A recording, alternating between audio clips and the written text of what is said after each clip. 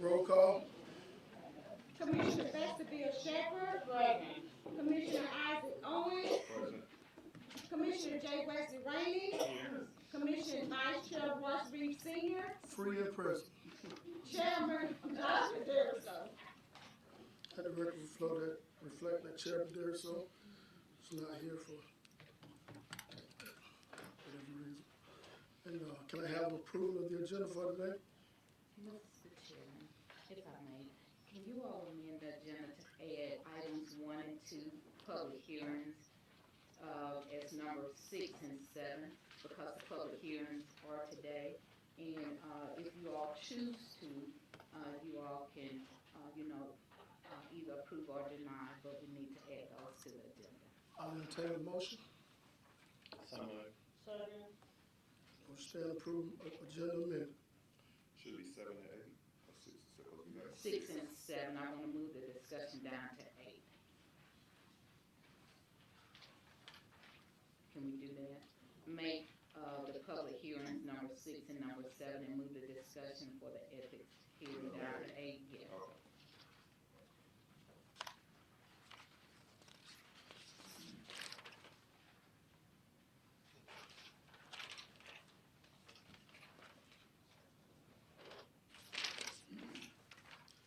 Okay.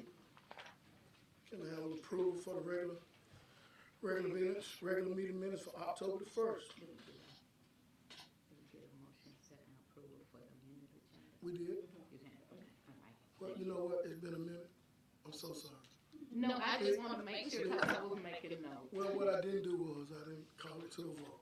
We had a motion in a second. Do I? All in favor? Let it be known by aye. Okay, Motion thank passed. I'm sorry. Approval of the regular meeting minutes for October 1st, 2024. So moved. Second. All in favor? Let it be known by aye.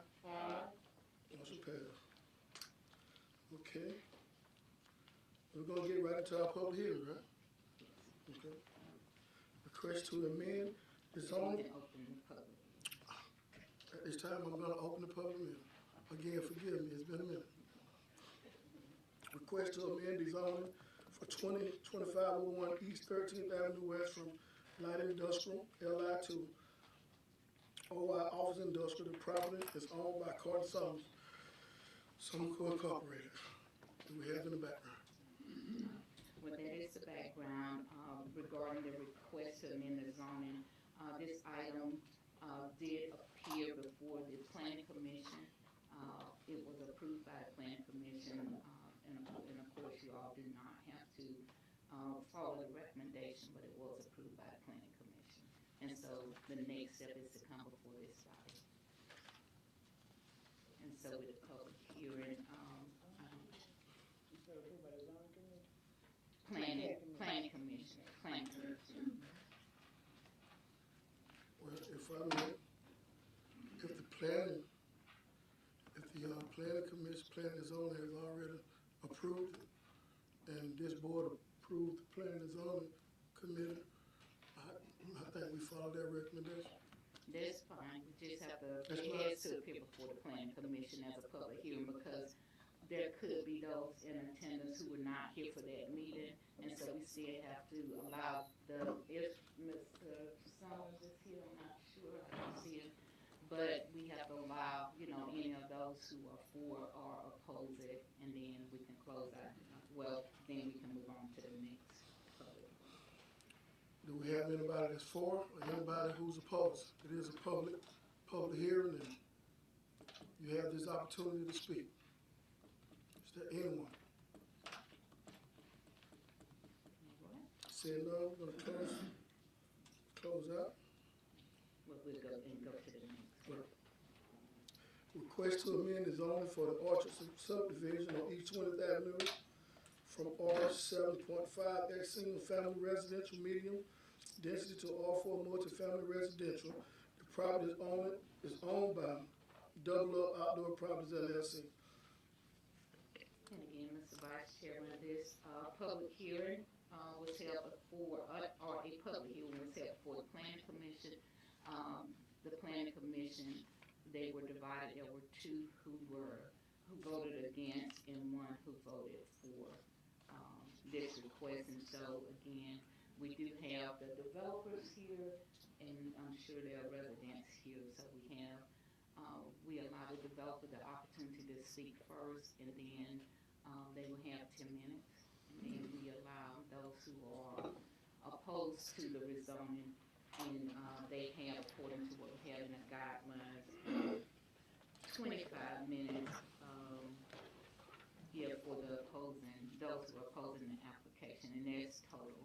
So they can either select a spokesperson if there are a lot of individuals here, or they can come up, but the total time is 25 minutes. Did you all hear that? Okay, so what I was saying is for the public hearing, the developers will come up first to present their plan for the property. After that, those who are opposed to the rezoning, they will have a total of 25 minutes to state why they oppose the rezoning. Also, they can select a spokesperson or come up individually, but just remember that there is a total of 25 minutes. Okay. Double up, you ready for double up? I'm ready for double up. If you will, state your name and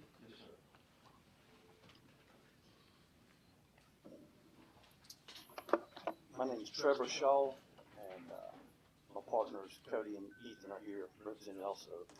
And I actually made a little packet here. I wrote down a narrative, so as I speak, I'm going to kind of be reading off of that. If you need to have any questions, feel free to stop me at each point or whatever. But I do want to thank you for this opportunity to come up and discuss the potential project that we're proposing today. Thank you for allowing us to present this proposal for creating a housing expansion opportunity in collaboration with the City of Cordele. Our purpose and goal for being here today is to express our eagerness to partner with the City of Cordele, its citizens, and governing body to help fulfill both the short and long-term goals and developmental plans that have already been put into place to foster expansion and growth within the community. And I know you guys already had a 50-year plan, so you guys have plans set up forth, and you're just not wanting to be idle. You are taking a proactive approach to develop these plans, and so your position is to help grow the City of Cordele. Our first goal is to get the reference property, which is the orchard, rezoned to an R4 status in order to utilize as much of the available acreage as possible. Rezoning this plat for a mixed-use community will enable us to increase the density, allowing for more homes, and all the while reducing the land cost per lot. This savings will benefit the buyer substantially. We know how expensive things are today. Building costs, land costs, developmental costs. The reduction of lot cost reduces the total project cost. This savings is passed down to the consumer, making the total purchase more appealing and affordable. In addition, our plans are to offer individual living spaces in the form of single-family dwellings, duplexes, and townhomes. I have made some copies. Y'all welcome to, however you want to do this, to look at these. I can put them out in front of you. You just let me know. But of some of the examples of single-family homes that I have personally built, that would be this type of home. Another one here.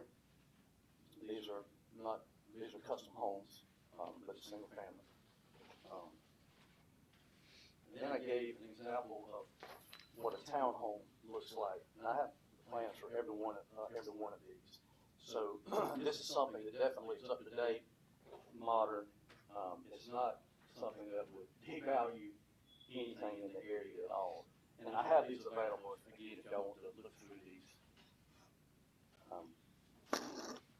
And I will say at this point too that our plan is to stick to not apartments, but stick to homes that can be sold individually. That's our plan, to be able to sell these homes. The existing utilities have been reviewed by an engineer from Innovate in Valdosta, Georgia. That's our engineering company. They have approved the proposed expansion. The expansion of these doors or units will not be or have a negative impact on the current infrastructure. In fact, there's more than enough utilities in place to handle the addition of our proposal. Now, we're here today because rezoning is the first step and crucial for moving this collaborative effort along. After this process, we, the developers, will work alongside the city municipalities to come up with the best layout to meet the needs for the future growth of this community. We have submitted several renderings of layout possibilities for this expansion, but they are just examples of what can be done in the neighborhood. In your packet, there is just one rendering, just to show you the layout of the land and how things could be put in place. As just an example. That's not set in stone.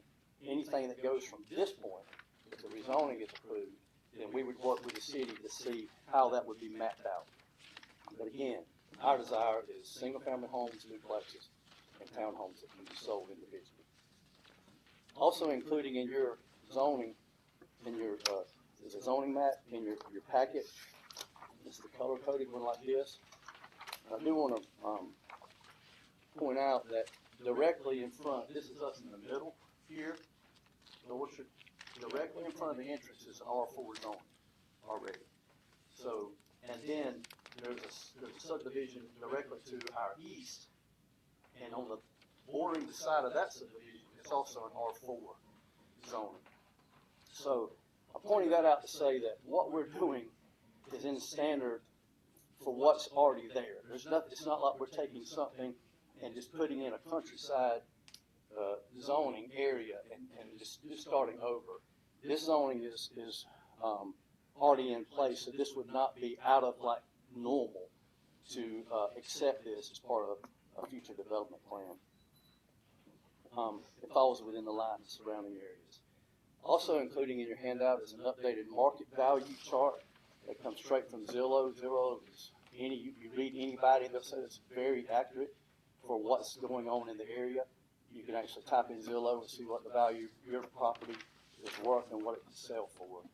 And what we did was comprised every home that's surrounding this orchard, and we gave a value based on that.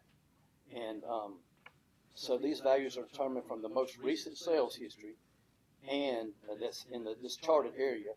And these are values ranging from $134 a square foot to $44 a square foot.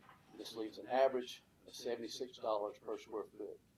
We're confident that developing this project with new homes and new home sales will significantly impact the value of these properties, causing them to rise in appraised value.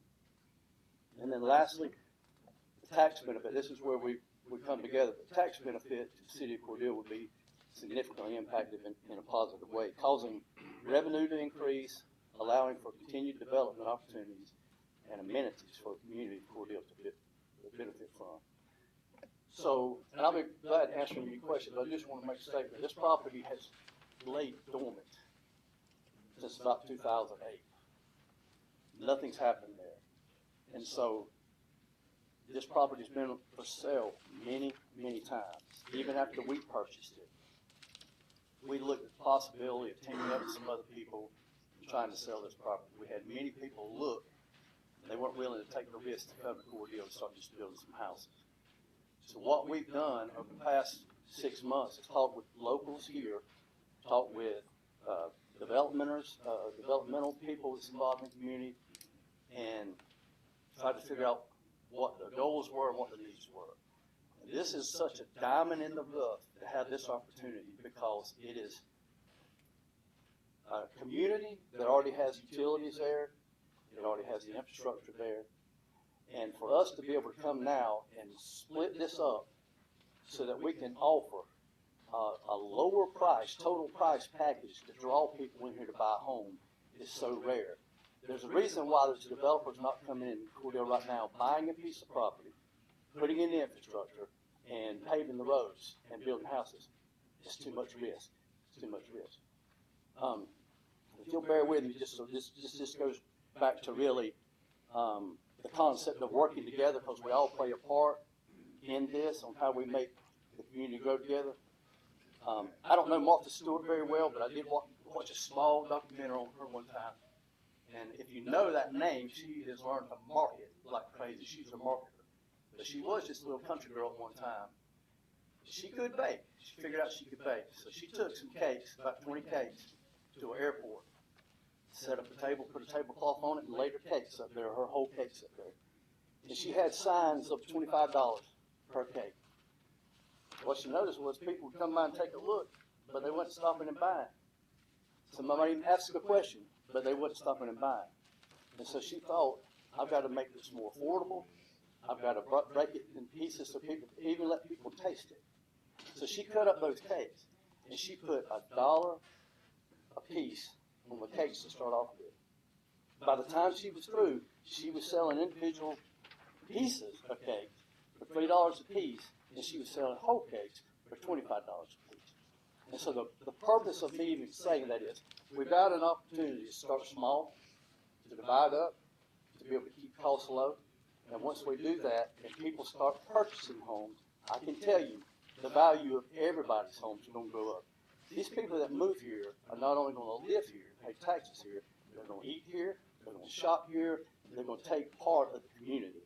And so we would like to partner with the city of Cordele to be able to offer this project, and again, a rare opportunity to be able to offer this project, to be able to move forward, to grow, and meet the goals that you have as a body. Excellent. Any questions? Any questions for the developer? It is a public hearing. The floor is open. Any questions? Any questions from the commission? Vice Chair, I got some questions. My first question is, how much of this property are you going to develop initially? Well, the whole thing would be rezoned. And obviously, obviously you got to start with 3 or 4 houses, you know what I'm saying? So you start, and then as you're selling or what, in other words, we can't go fund to just build all these properties. We got to get some cash flow coming in. You got to be able to do that. But realistically, what we would do is probably start with some of the single-family homes, and then immediately move into the duplexes, and we might even would start in the back areas where they would be located. And again, this is just a rendering of where it could be, but we would probably start maybe some townhomes, because we've already heard of interest from hospital, school, the college. We've heard interest of people saying, we would like to be able to have housing similar to that, to be able to come to. Because right now, people are not moving here, they're living in Warner Robins or whatever, and they're driving back and forth. And the goal, I would think, that we would all do is to keep people here, eating supper here, grocery shopping here, buying, paying taxes here. So, I don't know if that answers your question, but we would do as much as we could, but again, you can't bite off more than you chew. You got to make sure that we're selling these properties before you keep developing it all out. But our goal would be, once we start, there'd be so much interest. We're praying the interest rates are going to continue to fall and make homes affordable. Maurice, who's at a meeting in Atlanta right now, is looking at grants, funding to help people offset their down payments and stuff like that to start new homes, just to purchase new homes. So obviously we'd like to do it all really quick. Say we'd like to have it all done in 2 years. That would be our goal. But the more they sell, obviously the more we can continue to grow. Also, we could, at that point, you can market and say, and get a list of people who want something like that. Then they could come in and start selecting, we have a model, and they start selecting colors and cabinets and that kind of thing. Any other? Just to ask that, when you talk about I think Commissioner Rainey asked what would be a starting point of how many, just based on your previous experience of having done this in the past, what would be the norm? What would be the average? Because I think the question.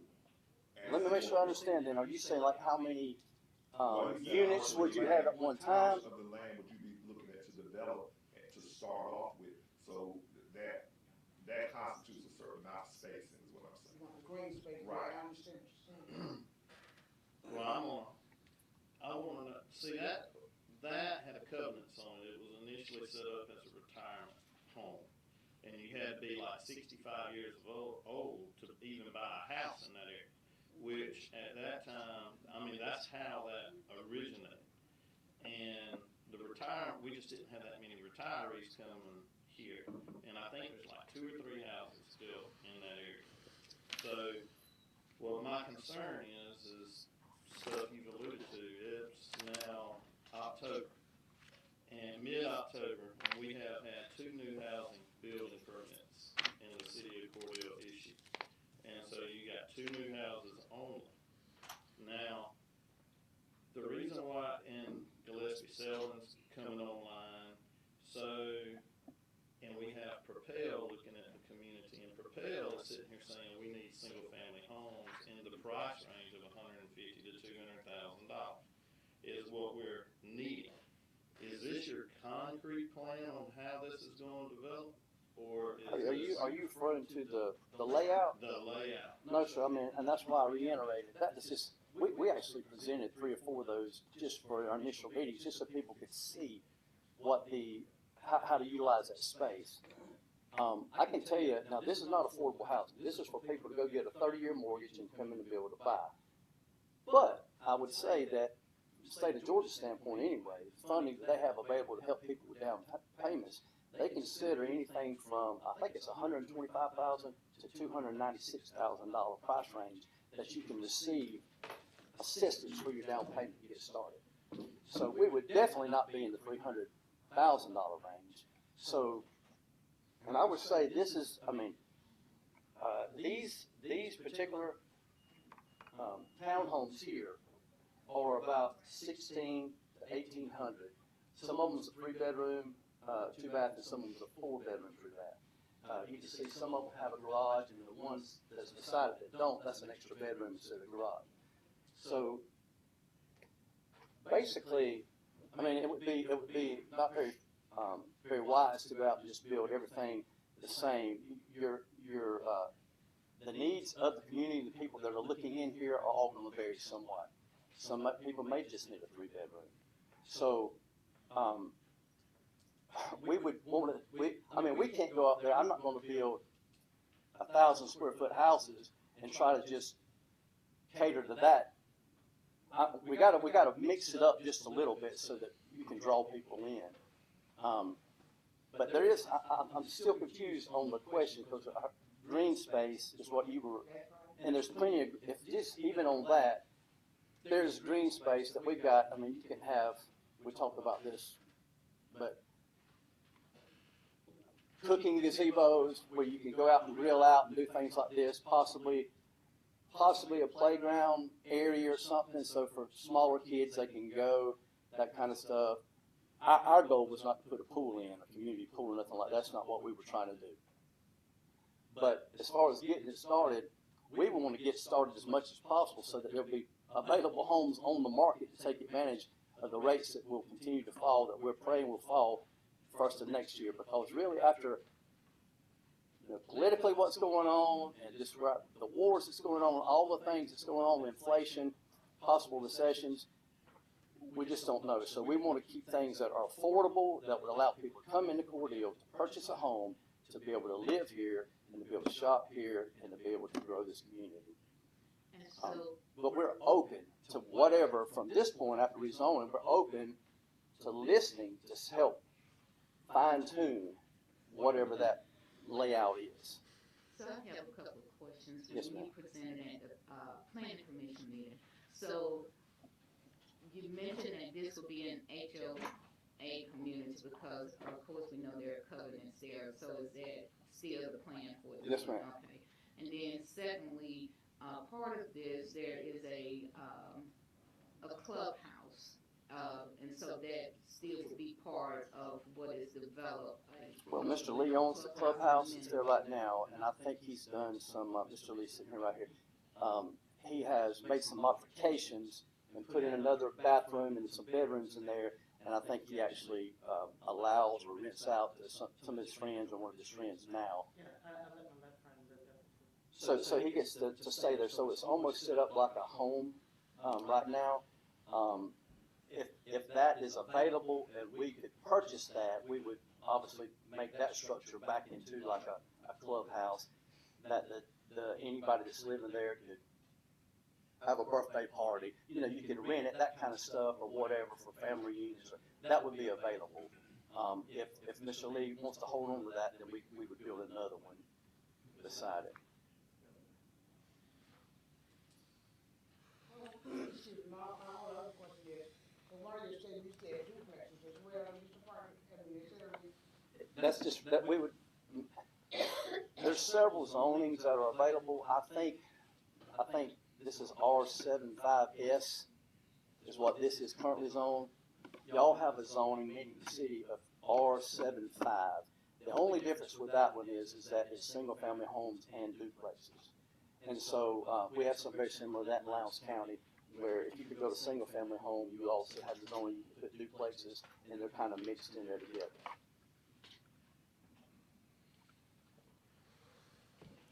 Okay. How many homes would it be in there? We don't know. That's what I'm saying. What's your plan, Chad? Well, we don't have a plan. We've did anything from 102 to 130 to 150. And after talking to,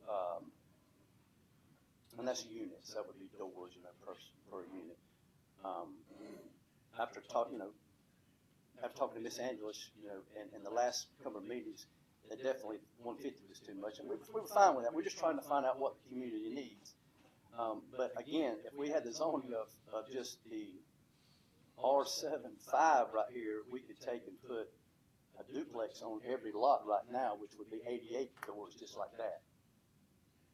And I don't know that's what the community really wants, because if you just set a duplex, they're gonna probably wind up being rentals. So if you set it up like this, at least the person is gonna be paying rent, paying their mortgage payment.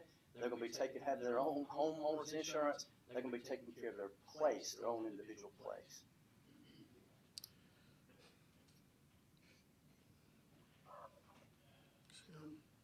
Okay. Any more questions? Yes, sir. You came to the zoning board last week. Your proposal was to put 123 apartments on that property. Now you've changed it up a little bit. I think if you read the minutes, you won't find that to be true. It was. That's what you said. What's on here, he was saying he presented several plans. The one that was at the meeting is this one, which had 132 units, but Units, not you, apartments. right.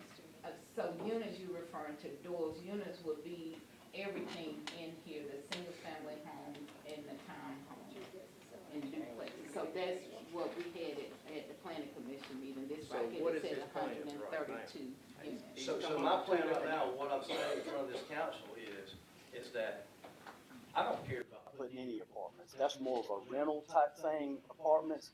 I want to put stuff in, and we were throwing different options out there to see what the community wanted. My desire would be to sell every individual door or unit. And so with apartments, we can't do that. So to be honest, and really even looking at this property, I don't feel like apartments is the best thing for this. So I'm willing to say, if this zoning is accepted, we will only do single family homes, town or condominium, townhomes, which is roughly the same thing, and duplexes, no apartments. And I did state that earlier. Well, that, go ahead. I don't understand why you cannot do what you need to do with the present zoning, because you bought that property knowing that the zoning was for family residents. We have 3 families that live right there, and you want to go in and change the zoning so that you can build apartments. I'm objecting to the apartments. I'm not objecting to the homes. You built some nice homes there. And if you're looking at going in and building homes like you got right there, then you don't need to be changing the zoning. Well, if you, Councilman, I'm sorry, I can't read your name there. Right. Anyway, if you'll remember, this was set up, and I didn't know the history of this, but this was set up for a 65 and older community. The zoning had to be changed because the needs of the community wouldn't be met. So then they built 2 homes and a clubhouse. That area now has sat dormant for 16 years. obviously, it's not meeting the needs of the community. So what we're trying to do is create an opportunity, collaboration with this body, to be able to come in and say, how do we take what's available for the least amount of cost and provide homes for people to purchase? That's why we're doing it. I agree with that. I agree if you go in, build a home, leave the zoning like it is. But once you change this zoning, commissioners, once he changes this zoning, he can do anything he wants to do. Just No, I cannot, Miss Angela, can I come in there and do anything I want, or does it have to be approved by the It city of has to Cordele? be approved. Whatever he's planning to place in that has to be approved. But at this point, what I would like to say is, we've allowed the developer the opportunity to speak, and so for those who oppose this development, now we need to allow time for them to speak, because the questions could go back and forth. Sure. And so we need to allow them to speak, total of 25 minutes. But then also, we just want to remind them that each speaker shall refrain from personal attacks on any other speaker or the discussion of facts or opinions irrelevant to the pending application. Each speaker shall speak only to the merits of the pending application and to address their remarks to the planning commission. Thank you. I'm gonna hold my comments until I've heard everything, from both sides. But I would like to see, by show of standing up at this moment, all of the people who's here in favor of what the developer is asking for. I would like, if you're for it, please stand.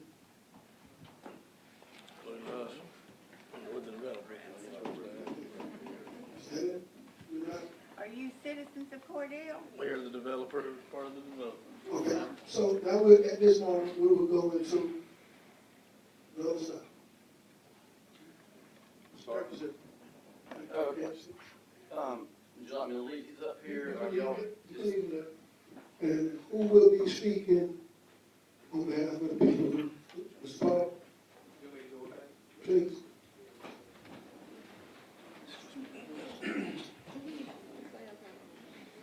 If you will, upon approaching, state your name and address. First of all, good morning. Good morning. I thank you, Mr. Chairman and City Commissioners, for allowing me to speak. My name is Sam Powers Jr. I live on 22nd Avenue, less than a half a block from where this property line is. I've lived there for 52 years. That's my home there. I have, what troubles me is I'm hearing two different things from the developer here.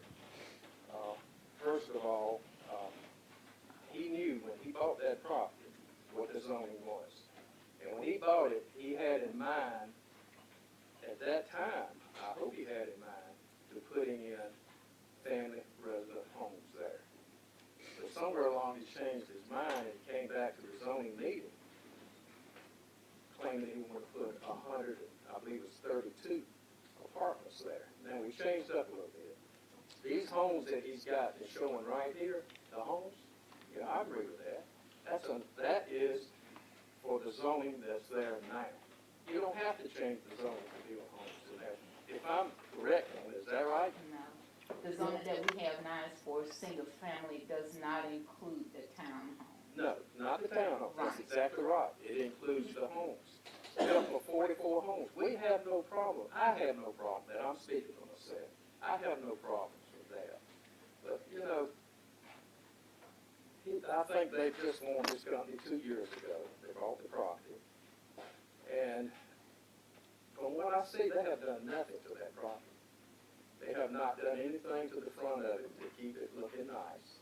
They certainly hadn't cut grass. They might have cut grass one time. I'll give them credit for that if they have. But the perimeter around the fence around there, with the attic off of Sly Avenue, the fence is completely down on the ground in 2 or 3 places. If you want to be a good neighbor, that would have been a good place to start to show us what you want to do for this community.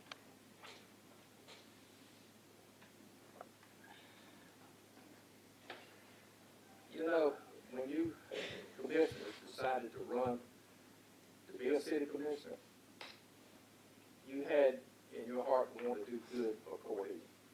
What can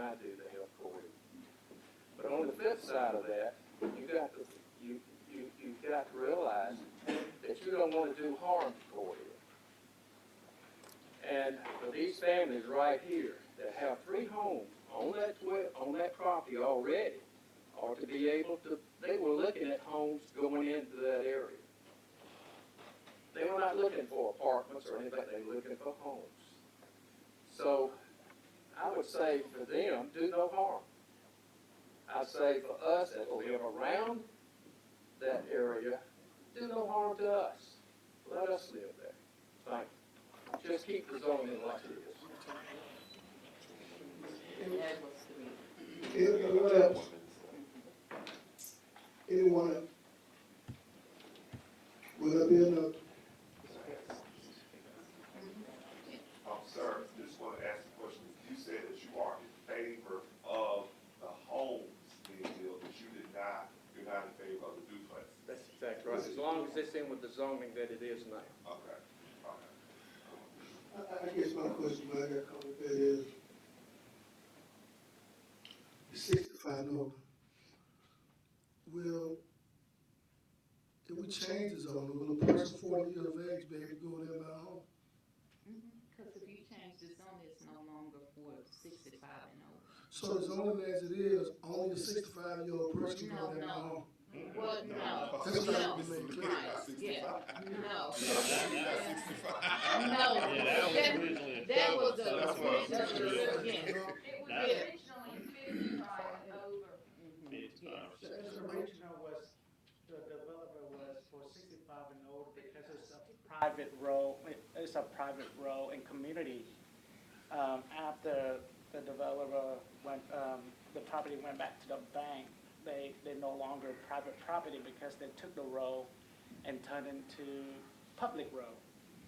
That's why the 55 from the private corporations took that away. It wasn't like covenants in, the covenant is, it was itself without the 55. Okay, Just clear that one up. people should be able to stay where they can afford to stay. And, Yeah. not live somewhere because of their age. I just have a question. If they're gonna try to put Oh, in, you come up, Oh, you I'm come up here and state your name, and I started. State your name and address if you will. my name is Susie Poole and I live in the Orchard, number 54. And at the last meeting, he was talking about all like 132 units. He only showed us one plan, not several.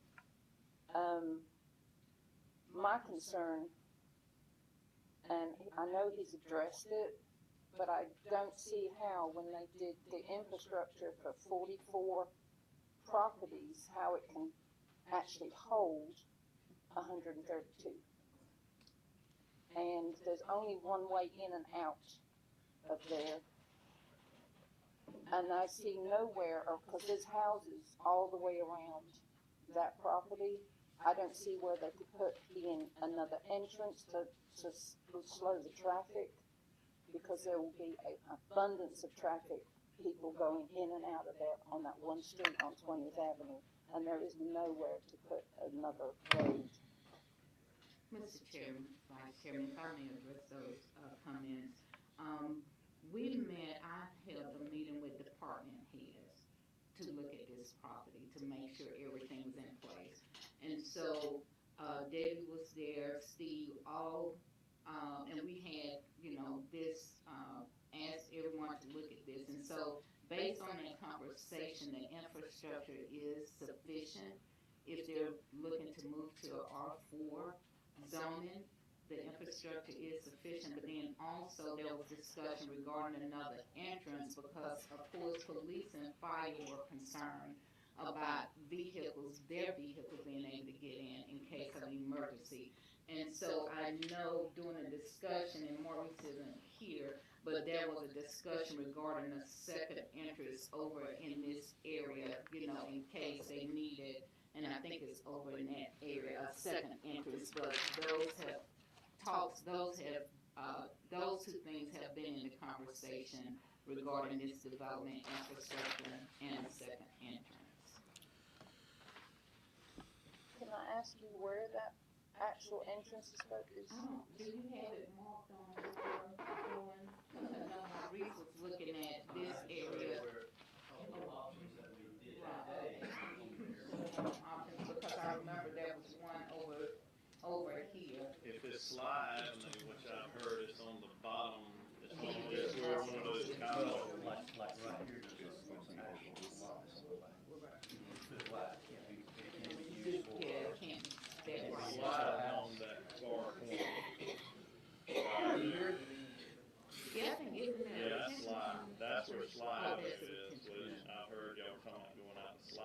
haven't talked about anything I in know, particular about, because, and again, before but they would not approve, and I can show her too, but okay, the city would not approve something unless it's safe. So we would have to meet all the requirements from the second entrance, those kind of things before anything could go in. You see what I'm saying?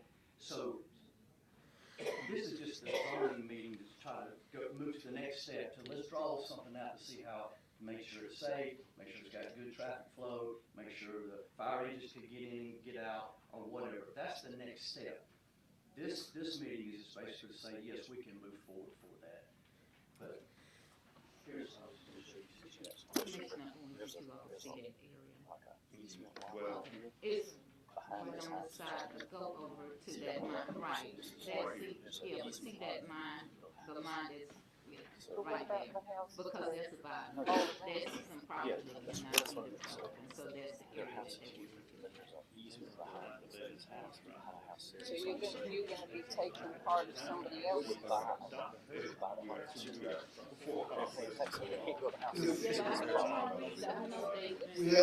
We have quite a few conversations going on. If we can limit the conversation so we all hear. But that's just an option. Anyway. All right, thank you. Okay, for the record, what they're discussing is an alternate road coming inside the place. I understand there's only one entrance. And the discussion was an alternate road, okay? Ma'am? Can you come around? as she's coming, can I just ask, Ms. Susan, did that answer your question? Did he answer your question? Well, I'm not clear on where he thinks this opening is, because when you come out to the edge of the wall, there is a driveway into somebody else's house. There, I see no open space. But Maurice has been working with them. But we know They've something that we identified- can. Yes, they've identified. All right, thank you. It doesn't make any sense having an entrance like 100 yards from the first entrance. If we will allow Mrs. Phillips to speak. Name. Joanne and Phillips, address. 21st Avenue. Where are the extra entrances to he shared it with y'all, said the picture with y'all and her, where the extra entrances or exits to the property?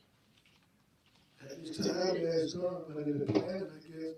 Well, I will say again that they have been in touch with Maurice, and that is a requirement for a second entrance. Now, where it's finally decided, if the zoning is approved, then we can identify a specific location at that time, but that is something that we have been in conversation with.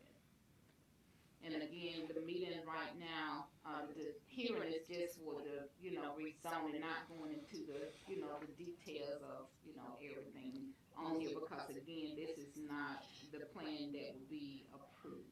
Ms. Phillips, what she's saying is, if we move forward and do this, her concern was there's only one street there, and moving forward with it to address the concern of one way in and one way out, that was plans to add a road, that's what I'm getting? Yes, we've been in conversations with the developer.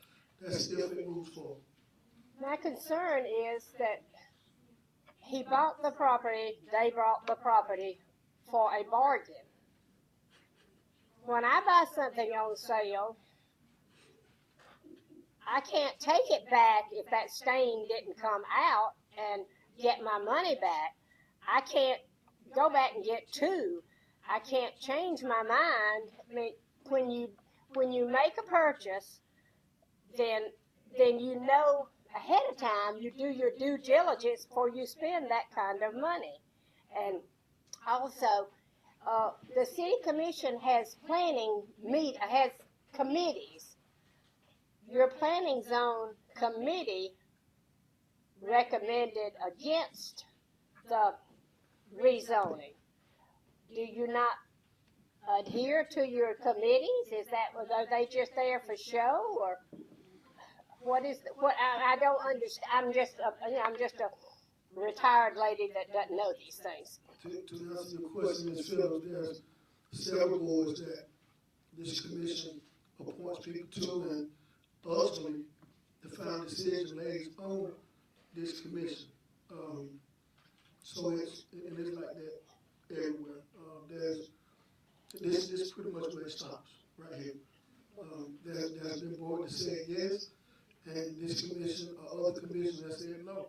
There's been committees that said no, and the commission has said yes. There are times where they both have been in agreement. One never knows. But I understand the concerns of the people that live there. I agree that, and let me slide this in. I have a private fencing company. I mainly work in the Peach County, Houston County area. Development is coming up everywhere. Every corner I turn, there's work. When I leave here today, we gotta go to work. Living here in Cordele, Georgia, like Wesley said, we keep up with the permits. We keep up with the building permits that people come here. And just to be honest, our community is not growing. People are not coming here to build homes. But I agree with the people. I agree with the people that live there. Mr. Powell's been there 52 years. I'm 52 years of age. I know his father. They're very embedded into this community, very invested into this community. And I'm pretty sure from what I'm hearing that the apartment is what people are fearing, because when you're renting and you own a house, and if I'm owning a house and there's a piece of property next to me, I never know what I'm gonna get with the renter. I never know what I'm gonna get with the renter. But when people are invested into the community, they come in to buy a house or whatever. To own something, in my opinion, is to take care. I drive your car in the ground, but I'm gonna do right by mine. So and that's where I am. I'm for, Mr. Powell said, the development. If we're gonna go come in there with some single family homes. I was just made aware of this a few days ago. Drove through the property. I see all the different spaces for homes, and since 20 whatever, I've always rolled through there, and I've always asked, what's the problem? And now I'm learning. Like, what's the problem? Why haven't anybody came here and built a home here? Seems to be a nice area. It's private drive. It's the ideal place to want to go and build a home and raise a family. But it has not happened, so I'm learning. But I do understand the people that are invested in that community, the people that has been there for forever. I do understand their concerns. But again, on this side of it, sitting here as vice chairman of the city commission, I've been here for 52 years. I'm 52 years of age, and I would love to see more development here. People just are not buying houses here in Cordele, Georgia. The permits we get if somebody want to do an add-on, everybody that sits in these chairs want to see their cities grow. They want to see their cities grow. But I think we ought to be able to find common ground. We ought to be able to find common ground where the developers and the citizens around this area can come to an agreement and we all be satisfied. And what I'm understanding from the people that live around this area, from the people that live inside the area, for the people that live inside the subdivision, their concern is that they do not want apartments. And where I live at, we just leave that where it is. But I do understand as a property owner, I share the concerns. I do share the concerns. Because again, when you're renting, you never know what you're gonna get. I would much rather have this is me talking. I would much rather have a place where people are gonna come and buy, and invest into this community. Renters, they can be here for 6 months and go. But if somebody come in and buy a house, that means they plan for their children to go to our schools. That means that they're gonna do their grocery shopping in our grocery stores, eat in our restaurants. They're gonna have the babies at our hospital when they come in and buy. So, what I'm hearing from all the citizens and everybody's concerned with us just putting an R4 zoning there without a concrete plan on what can be done. So I asked the city attorney about zoning. He said a PUD zone where the development could be controlled on what's going to be actually developed. I think that's the concern I have. That's the concern of the citizens on what is actually going to go in there. So my question is, we got a developer here wanting to come, and I'm for a developer wanting to come to Cordele, but I want to know what they are bringing to Cordele.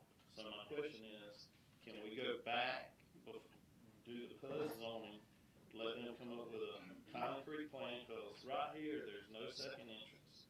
If there's gonna be a second entrance, let's get a say where it is, and do the PUD zoning so we can control whether it's gonna be apartments, whether it's gonna be townhomes, so the citizens can know what's going in there, the developer can know. I'm a little concerned about just giving a blanketed R4 myself. Because I was sitting here thinking, if that's the issue with the apartments, and I do hear that's what I tried to say when I stood up there, I said, no, let's take that off the table. Got the city attorney right there, he can draw up a contract saying that this zoning is contingent upon only townhomes, only single-family homes, and only duplexes that can be sold individually. And then the development, see, that's why we have to get through this stage first, because it costs a lot of money to get somebody to start drafting. I mean, we could have $100,000 in drafting civil engineering drawings, surveyors and stuff to get stuff just drawn out. So to get to that point, then we already realize, and we're willing to commit to that right here today, is that we would then work with the city to come in and to draw that out. I'm a little slow, okay? I got the least education up here on this panel, and can you explain to me what's the difference between apartments and duplexes? Because I'm just a tad slow. Well, a duplex is two individual homes. Now, I mean, in Lowndes County, right now, I got a buddy that owns on one side, he owns it, and another buddy that owns the other. Those are separated, they're called zero lot lines. So when you go into a PUD development, I guess it's a planned development is what that's referred to here, or the whole form, you come in a mixed use. They got, your surveying is drawn out to where the property line's separated by the walls. And those walls are now separated by double firewalls all the way from the bottom all the way up to the ceiling. So those are insured individually. So your bank's not going to loan you money on a mortgage that they can't identify on a survey. So every one of those, if it's a duplex, that would be individually sold on that. You would just be right beside somebody, as if with a townhome or condo. Thanks for the education. Now I know they're coming up. They're on the same places. They're coming up Houston County in the Peach County area. Thanks for the education. Well, Ms. Phillips, I'm sorry. well, that's okay. Well, I just feel like it was bought as single family, and that's what the neighborhood and especially the people that live there, they were told that with their, and of course the same person doesn't own it. It's just like this person, that this company that's buying it now, once they get the zoning changed, who knows exactly what they will do. But anyway, that's beside the point. No, it's not beside the point, but anyway, it's just a difference. I thank you, Ms. Phillips. Anyone else? If y'all listening to our city attorney, I'm gonna apologize to the council. I was out of office can on you Friday. give him the microphone so? I didn't get back until yesterday about 2 o'clock, so I'm not really familiar with this except to the extent of conversation here. Seems to me the issue is really these townhomes. But what I was telling Wesley, there is a zoning category called an RPUD. And what that means is when somebody wants to rezone a property for multiple uses. In this case, we've got single-family uses, we've got duplexes, and we've got townhomes, right? We don't really have much experience with that in Cordele. And there's really things that, we common to like North Atlanta do that. But when you ask for rezoning for an RPUD, you submit a preliminary site plan to the city. The city has to approve the site plan, and then that ultimately is amended, and that comes to the council, in this case the commission, excuse me. And so y'all would approve in advance exactly where everything is supposed to go. So where what part of the subdivision the single family houses are gonna go, what part of the subdivision the duplexes are gonna go, and the other places where the townhouses are gonna go. That seems to be where we're going, because you want some assurance that if you rezone this, it's gonna be what is represented it to be. But it is accurate, once you rezone it, unless there's some conditions that you adopt, and I don't see how you can do that because you don't know where things are right now, then a developer can really do anything allowed in the zoning category, right? And if there are apartments allowed, they could do that. It seems to me that we ought to kind of back up, won't take much. There are already lots of site plans have been done, like this one. The site plan would also include access roads, that kind of thing, where the sewers are, where the drainage are, everything. And that seems to be, would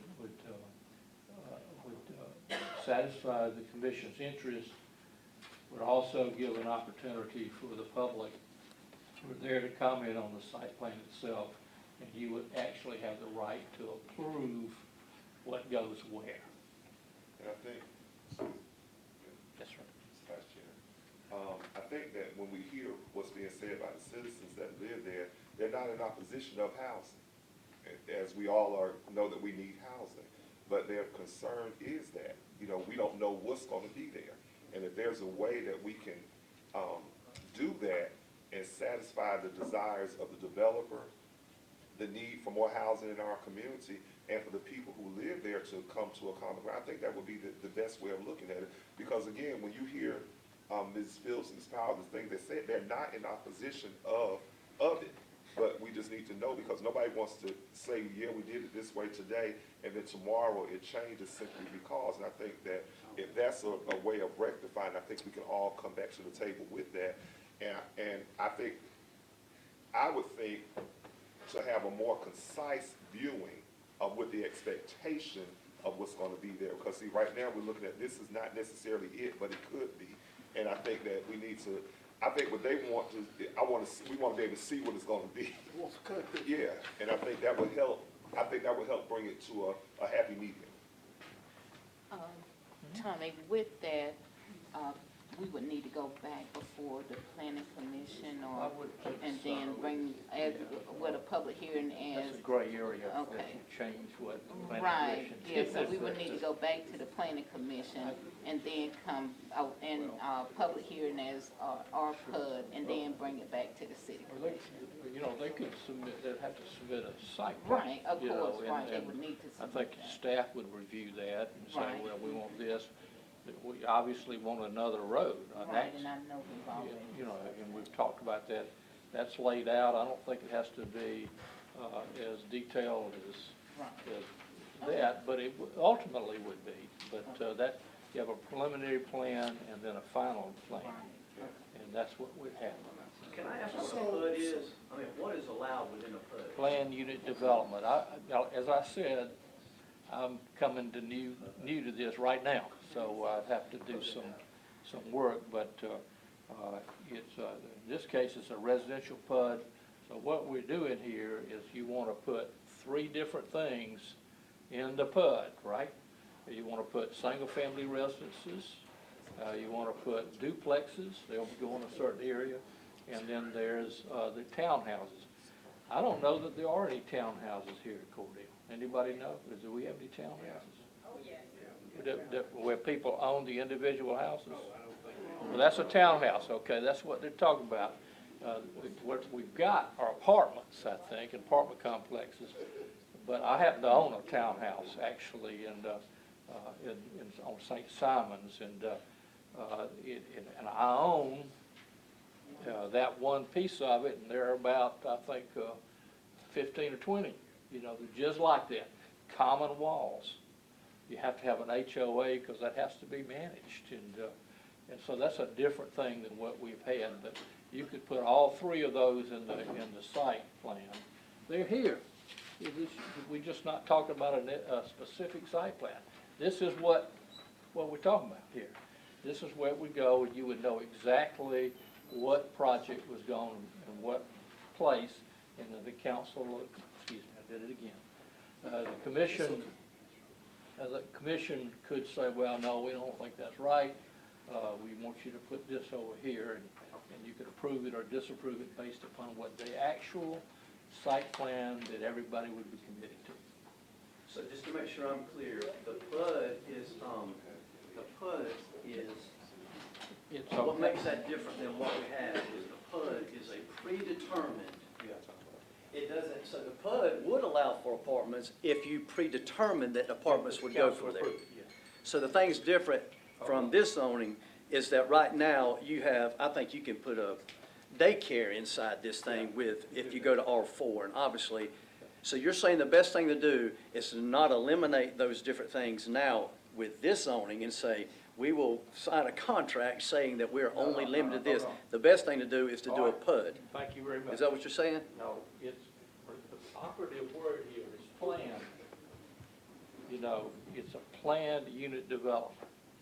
They submit a plan, you approve the plan, and that's what it is. And that plan, obviously, in this case, would not include daycare centers, although it could, if you wanted to.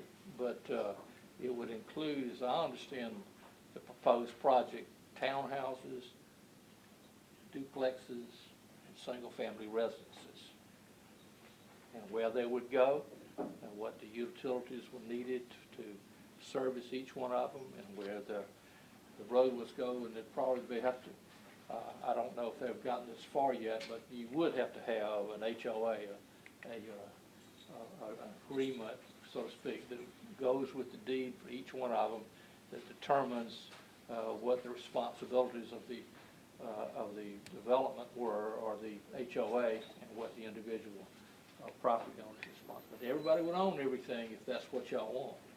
No apartments approved unless you do it. But we don't know right now exactly what the plan is. That seems to be the problem.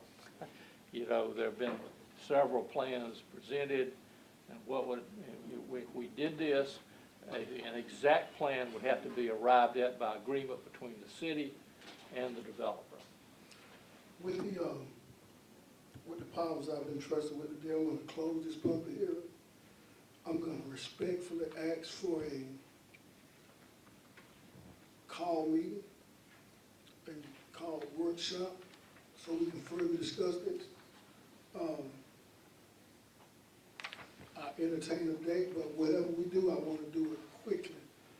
I want to do it, and I'm not talking about 2 weeks from now, but I'm talking about in the next few days, as early as late as Thursday afternoon, or as early as Monday.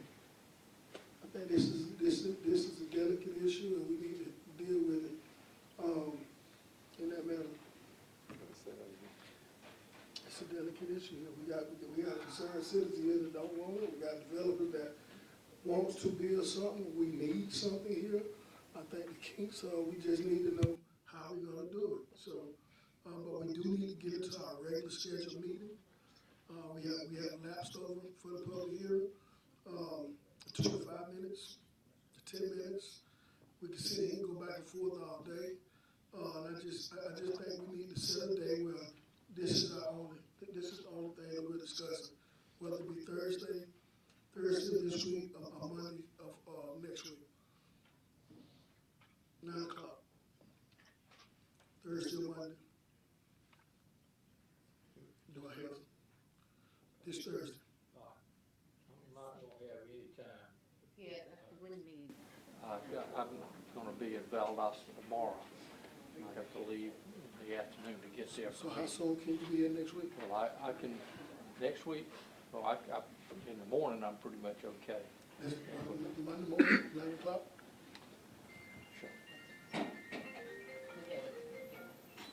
Monday morning, 9 o'clock. I will not be able to be here Monday morning, and not have an Mr. Vice Chairman, let me ask this question. Since we're discussing it as a HUD, are you wanting the meeting to continue that discussion? Because if that's the direction that we're going in, then we can go ahead and plan a meeting before the planning commission. And, because those meetings are open, the citizens can come, you all can come, and we can have that discussion and then bring it back to the city commission, or are you wanting a city commission meeting to discuss all the details of a PUD and then? Let's go back to the zoning committee. Let's go back to the zoning. Okay. But let's do it, but let's do it quickly. Okay. Let's not drag this thing out no further than we have to. Let's do it quickly because you got, you know, Yes, We have, I'm sorry. we have to advertise for 15 days, right, No, that's just for the hearing. for the They hearing, can meet, talk about it. to talk about the PUD, okay. But I think the real work is gonna be done by the staff Right, initially before you have something to present to the planning commission. right. So I think y'all ought to get with the developers and make a specific plan. Right. Okay. That's But you'll need the developer and the Oh, staff. yes, it will be to- staff, the Okay. developer, because of course Maurice isn't here today, but it will be with staff again, like the meeting we had before. But Yeah. this time it will be discussed as a planned unit development, laying out everything, and then we can bring that back. But I will go ahead and make sure we schedule a meeting as soon as possible. Does that work? Okay. that works for me. Okay. At this time, I'm gonna close the public hearing. We'll get the information out, we'll let you all know. How will that work? Do you put another big sign up in front of We it? will make sure it's advertised, that the sign is out there, and that you all know when the meeting will be held. Mr. Chair, Yes. what's on the table right now is whether or not change the zoning from R7 to R4. I'm making a suggestion to leave it like it is until y'all can meet on whatever we need to do. We'll discuss that, but what I'm feeling like now is that this body has heard your concerns and wants to assure that what you're asking for is what it's gonna be.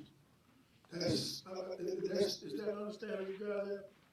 Well, it's gonna come before us we amended the agenda to vote on the R4 on like, I think 7 or 8 is Right. what we added. Right, so when we So we get, can, when we get to it, we can table it. We we will can- take, we will take it because tonight. we've already discussed what we're planning to do. Right, so let me take it. So what's before us is the R4, so we can just, Right. whatever we choose. Pub, that's R4, that's R5. We just want some assurance that the developer has stated that he will not put apartments there. We don't want apartments there. He said that he won't put them there. And I think what you're saying is, when I heard Ms. Phillips, she said, well, they ain't tell us anything right now. As soon as it's passed, they can go in there and do whatever they want to do. I think what this body wants to do is see to it that they can't go in there if the developer gave his word, and I take a man for his word. If he says he's not gonna do it, I believe he's not gonna do it. But to make you guys rest easy, we just need something right. We just need something that says that this will not go. And I'm pretty sure the developer understands. I have a concern. I think we need to close. Yeah, We it's close closed. it. Comment period is Yeah, over. We it's- will let you all know when the meeting will be held, so you all can come and be part of the discussion. But at this point in time, that part, he's already closed public hearing, that's questions and everything. Right. And thank you all for coming. Yeah, we need to I need a motion to close the public hearing. Second. Public hearing, all in favor, let it be known by aye. Aye. Thank you. Public hearing closed. Now we will go into our, now we'll go into our regular meeting. Excuse me, can you all step outside? We're starting the regular meeting. Thank you. Cards. We'll be in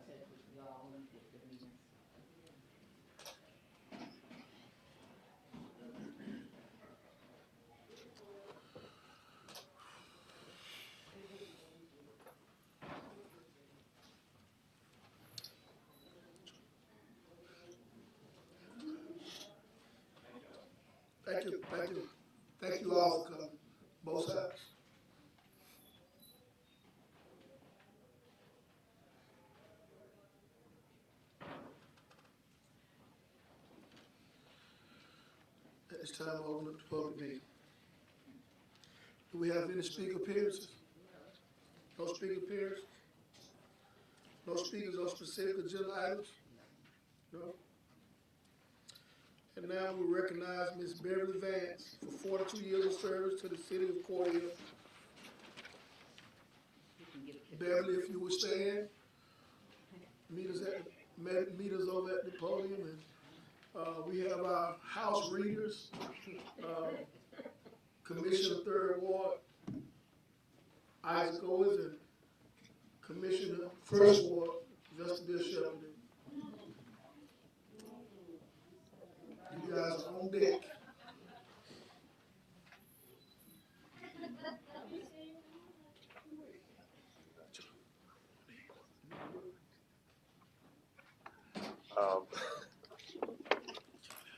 On behalf of the City of Cordele Commission, we present to you this plaque of 42 years of dedicated service to the City of Cordele. And the plaque is a beautiful plaque, and the wording is beautiful what it says, but this plaque in no way represents the years of service that you dedicated to the City of Cordele. Your unwavering support of the people and the citizens of Cordele, and even in moments when it's been very hard, you stuck it out. And it means so much to know that you dedicated your time and your life to the city of Cordele. The respect that you earned over the years, not just from this commission, but from fellow employees and co-workers, is unwavering. Unwavering. Just in talking to some of your fellow co-workers, you have been a source of encouragement when they felt like they wanted to give up. You've also been that correction when they need to be corrected and do things differently. You've had the ear of the community when things that were being said, and you know that they need to get back to where they need to be at. You did it with the hope and assurance that it will make it better for everybody. So this plaque, while it will hang on the wall or wherever you're going to place it, does show that for 42 years you were employed by the city of Cordele. But the impact of your work will be felt by all of us, not just today, but for years to come, because you will forever be synonymous with the work that you've done for the city of Cordele. We thank you on behalf of our commission chairman, Joshua Darasaw, vice chairman, Royce Reeves, Commissioner Vestibule Shepherd, Commissioner Wesley Rainey, and myself, as well as city manager and all the employees of the city of Cordele. We thank you for 42 years of dedicated service.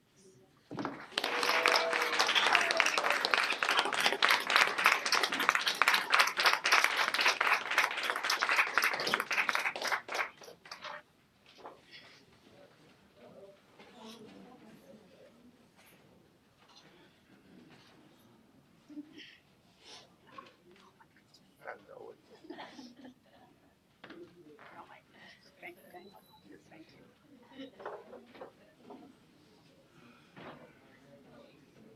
it.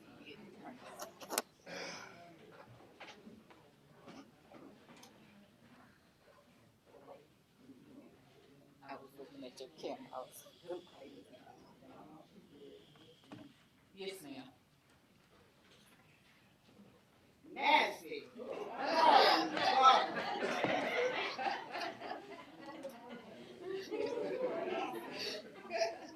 Nancy jumped up at attention. Good morning, and it is a God and indeed an honor for me to make your presentation today. Not only are you special to me, but you're special to the city of Cordele, to the residents here in Cordele, and to the employees as well as this board of commissioners. It has been a joy working with you and talking with you over the years. You've been an inspiration to the whole community. I've seen you help the poor, the needy, and those who didn't need. So on behalf of this city and the city commission board, including our chairman in his absence, Mr. Darasaw, including Wesley Rainey, Commissioner Roy, First Vice President, Chair, Commissioner Owen, and yours truly, Mr. Shepherd, as well as your city manager, Mrs. Angela Reddy. We say thank you for the service you presented to us. On behalf of the city of Cordele, I'd like to read this plaque to you. Nancy C. Walker. Thank you for 36 years of dedicated service to the city of Cordele. This 20th day of 2024, no, I had to do that 2024. On this day, October the 15th, 2024. So on behalf of this great city, we say thank you, thank you, thank you. Much love to the city of Cordele.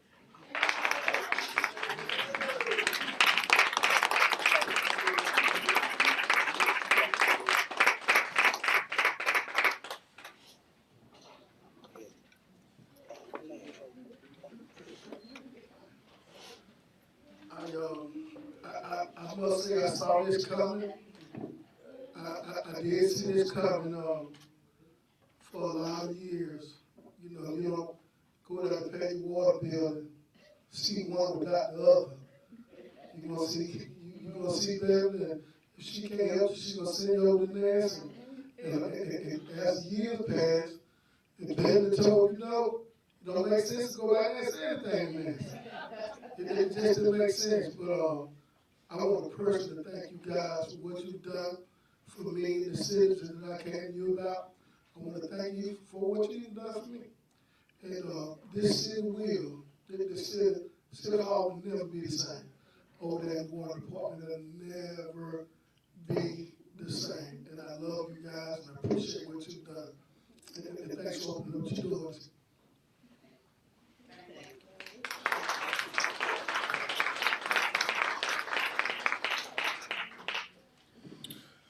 Okay. Y'all can go ahead and wipe the tears from your faces. Okay, now, recognition, Chris County Emergency Medical Services, EMS. If you would, Dave.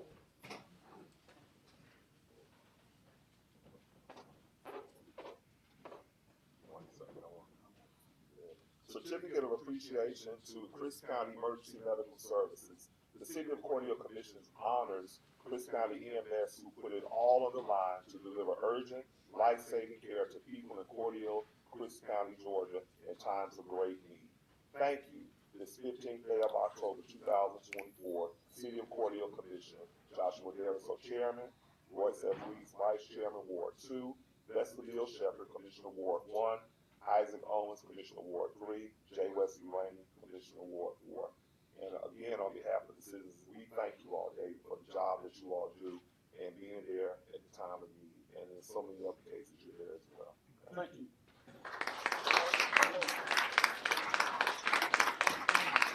I want to tell you, I said this on behalf of the men and women that's right down the street. People really understand where the rubber meets the road, and that's who does the work. And while I'm here, and thank you, City Commission, for this, we have a great working relationship, particularly with Chief Hollywood, Chief Hurd, and our sheriff's in attendance. I would be remiss. We just went through a little exercise a couple weeks ago. We were blessed by the Lord that He saw fit in His own way to do something different. But we spent a great night together. I'll just say that. And some of us have done it for many, many years, and some of us will have the opportunity to do it for a lot more. But again, thank you. We appreciate the relationship that we have with Chief Falcon, Chief Hurd, and their staff, and I appreciate it. Thank you again.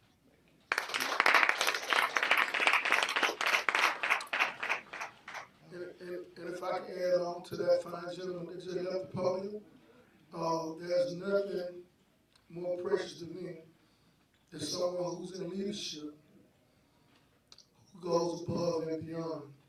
I can remember my own situation when the EMTs had to come down to my house and pull me out of the house, and I looked up and saw that man who could have simply just sent some people, but he was there, foot on the ground. And that's how dedicated he is and has been to this community. He does what he loves and he loves what he does. And I just want to send a special thanks to him for all you've done, not just for me and my family, but this community as a whole. Thank you. Thank you. Appreciate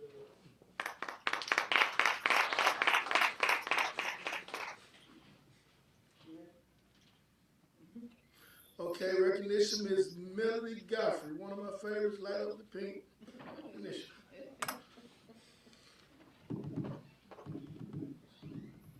To those of you who do not know this lady, this is Miss Melody Godfrey. In the past 6 years, she has been an inspiration to the city of Cordele and the county of Crisp, representing and recognizing breast cancer in our community. I never went to one of those events until this year. I had the honor to go and share. We just see Light It Up Pink in Cordele. This is her inspiration. This is her initiative. And for the past 6 years, I've seen the pink lights everywhere. So if you ride by 1304 North 11th Street, oh, I'm pinked up too. When she say Light It Up Pink, I encourage everybody around the corner in Chris County during this month. It is lit up pink. If you don't see pink lights, you see pink poles, including the city of Cordele. So on behalf of this race and all the people who survived in breast cancer, and in memory of those who did not make it, some of our families, some of our friends, some of our loved ones, we need to tell you, thank you for the initiative. So today, I would like to make a presentation to you. Certificate of Appreciation to Melody Godfrey. The City of Cordele Commission honored Melody Godfrey Agency for their Light Up Pink, the initiative to celebrate the strong and courageous survivors of breast cancer. We say thank you. The 15th day of October 2024. So on behalf of the City of Cordele Commission and our City Manager, Commissioner Josh Darrison, Chairman, Commissioner Royce F. Reeves, Vice Chairman, Commissioner Isaac Owen, Ward 3, Commissioner J. West Lorraine, Ward 4, Commissioner Vestibular Shepherd, Ward 1, and yours truly, our esteemed City Manager, Mrs. Angela Red. We say thank you so much.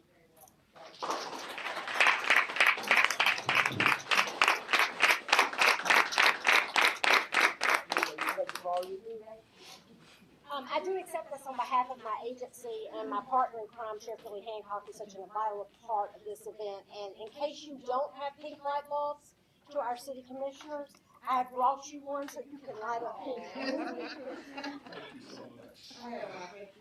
Copy of mine. Thank you very much. No pressure, just light up pink for breast cancer awareness. Thank you. And while she's going to her tea, I need to tell you, the sheriff Hancock, his stuff had a pink shirt that night. All right, with pink hat, he had a pink shirt that night. It was on time. Thank you so much. Pink Sheriff, badges. pink badges, I mean, it's on in Chris County. Please support breast cancer awareness. Thank you all. Melody, I just want to personally thank you, not just for breast cancer awareness, but for the many works outside of breast cancer awareness that you do in this community. For somebody that doesn't wear a badge and doesn't hold the public office, you're outstanding. And I just want to let you know that I appreciate what you do for this community as well. Well, Cordele people, Dr. Melody Godfrey.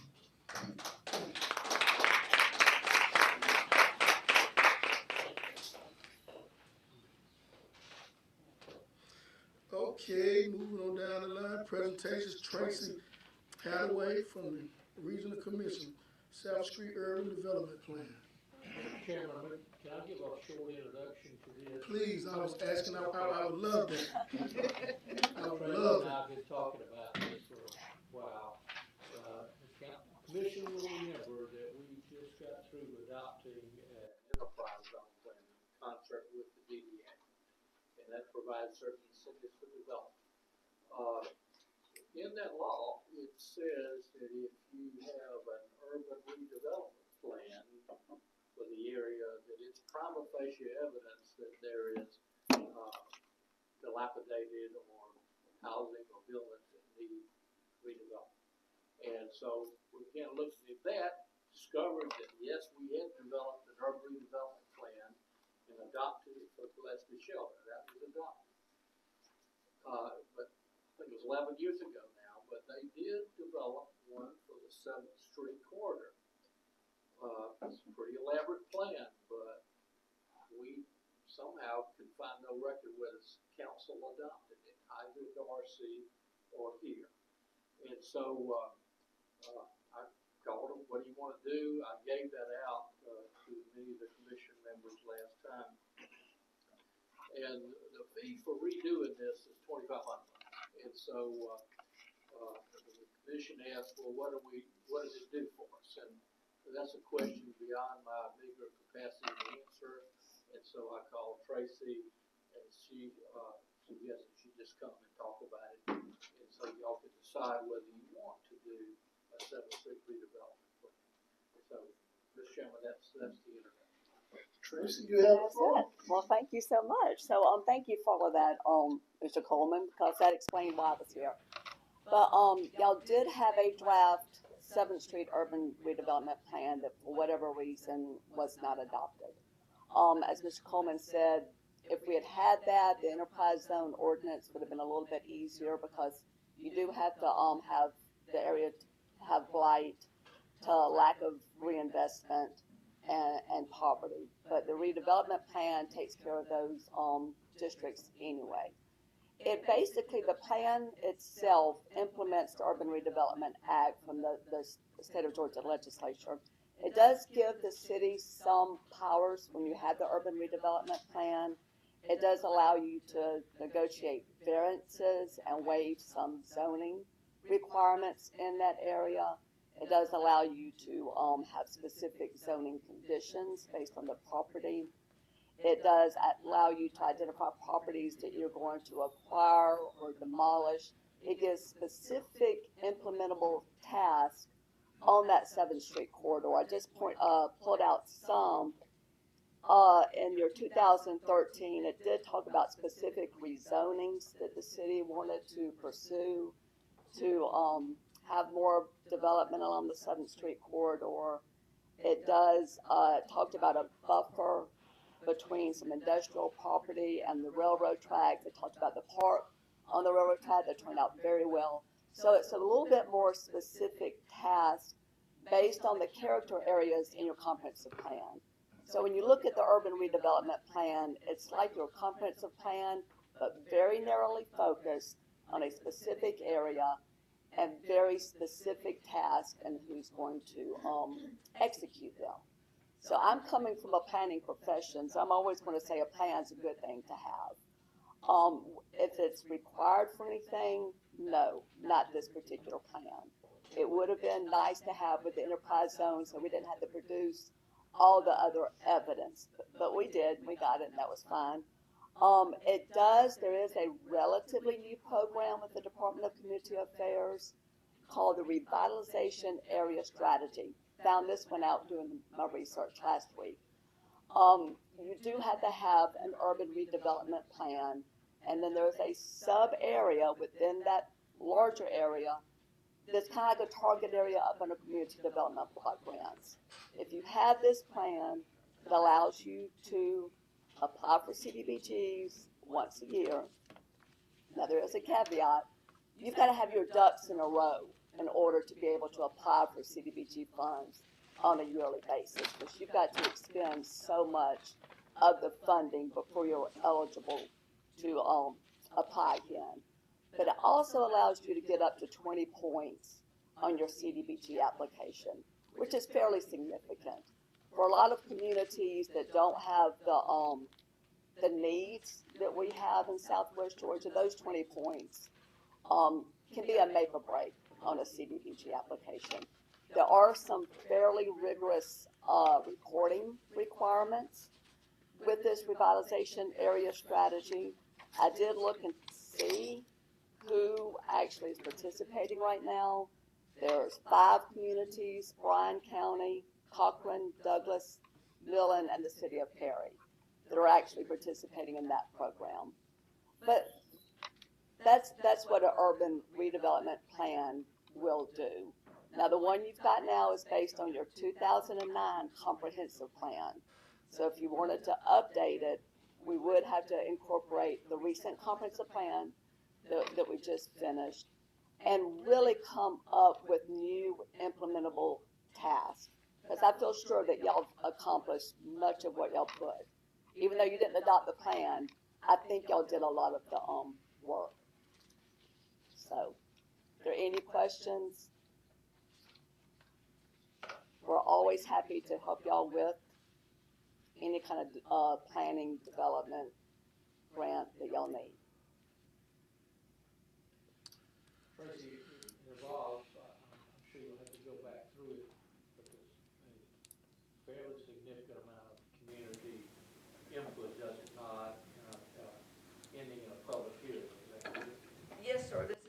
follows the process of your comprehensive planning just on a neighborhood scale. I mean, this is 7th Street corridor, the other one's Gillespie Selden, which did get passed.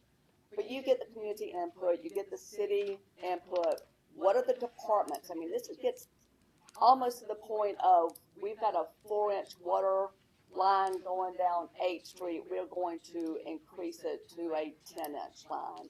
So it's fairly specific. It lets the public know what the city plans on doing in this area to encourage redevelopment. And it does culminate with a final public hearing. And we went back and forth whether one was actually held on 2013, but regardless, if y'all wanted to update this plan, you would need to have another public hearing because it is so out of date. Basically, the downtown area, it kind of identifies what we need to do in the downtown area, business area. And the question before the commission, if you can pose any additional questions, Tracy, do you want to engage the RC to update this plan for the city commission? And any input from the commission? Well, I think based on what we're hearing, that with some of the stuff that was already been proposed, we've done it. So in essence, we have done it, but we just need to make it official. Is that what we're saying then? And update it? If you want to update it, this would be, I mean, this was done in 2013, so we would look at 20, what year are we in now, 2024, to the next 10 years. So this is not a requirement. So it's clear that I've done it once. And you all can think about it, and if it's something you want to consider, we can place it on the next. Yeah, we'll be glad to answer any other questions. But yeah, this is just to let y'all know what y'all had, what's available, and what's tied to it, which is not a lot. I'm for whatever we need to do to get some redevelopment in this city. What you need? I will say a lot of work went into this. Thank you. It's something that I'm interested in, and I'm pretty sure the commission will. If city manager at this time, I ask that we place it on the agenda for our next city commission meeting for approval. The city attorney seems to be in favor of it. You would acknowledge that you have of it, and based on the presentation, I think it's something that needs to be on the agenda for the next city commission meeting for approval. And we'll make sure you all have that plan again before. Thank you. Thank you. Thank you. Presentation of UGA students, Westbrook Park alternative presentation. Y'all give us a second. Oh, there we are. For you that don't know, this is Ms. Monica Renfro. Hello there. Good morning. How are you? Doing well, how are you? Wonderful. This is Jackson Davis and Mary Martin with the University of Georgia. They're landscape degree architect students, and they've done our plan for Westbrook Park. All right, Jackson, y'all take it away. Let me share my screen real quick. Can y'all see that? Not yet. There it is. Alright. So, what we're gonna go through today is 3 alternatives for Westbrook Park, and we want to keep this kind of informal. We want to open discussion, so feel free to interrupt us at any moment. But we do have a survey. There will be a QR code now and a QR code at the end of the presentation, just to get us some written feedback so that when we go back to the drawing board and work on improving these designs, we have something to work out with. So if you guys don't mind doing that, or just giving us verbal feedback at the end during the presentation, that's much appreciated. But alright, starting off with this first design. This is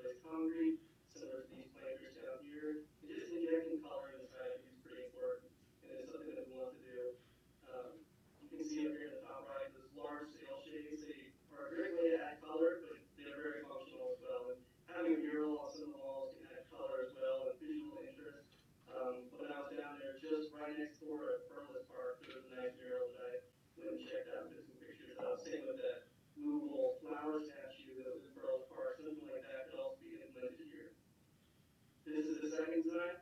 And this one mirrors the Allegheny State University alleyway that's kind of across the street, with its rigidity, how rectangular it is, but it keeps a lot of the same elements from the design we just saw before.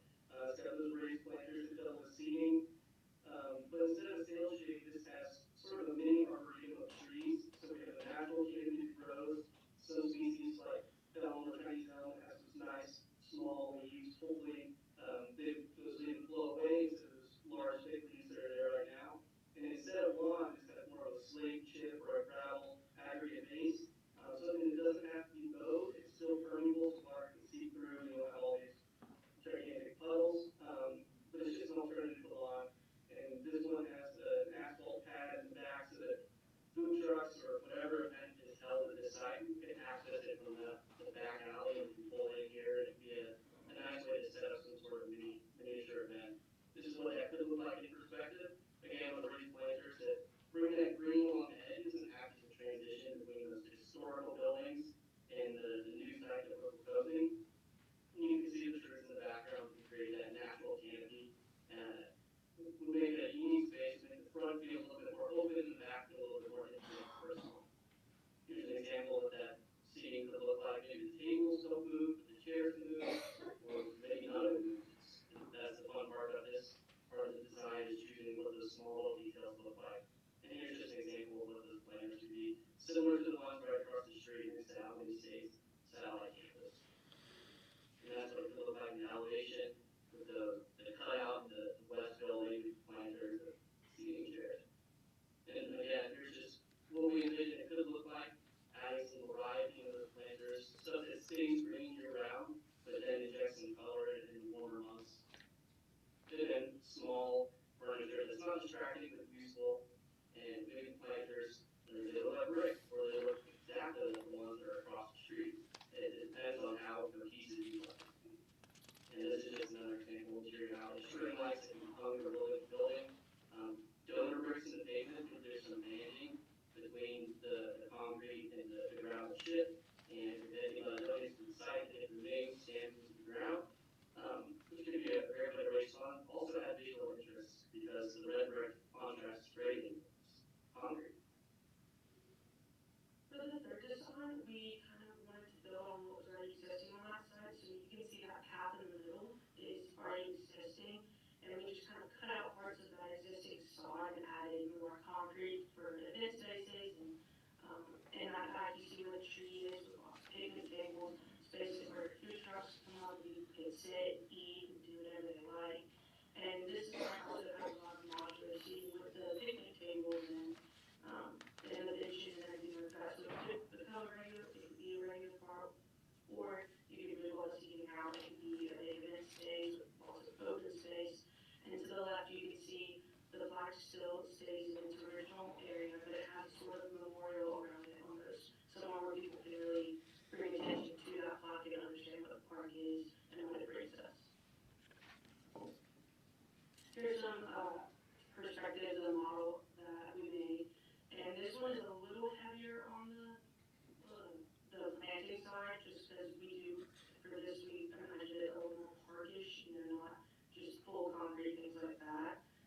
But as you can see, it'd be a nice little space for people to just come and have their lunch break or anything like that. And here's just another perspective of kind of that difference in like that existing path and what we kind of build onto it. You can also change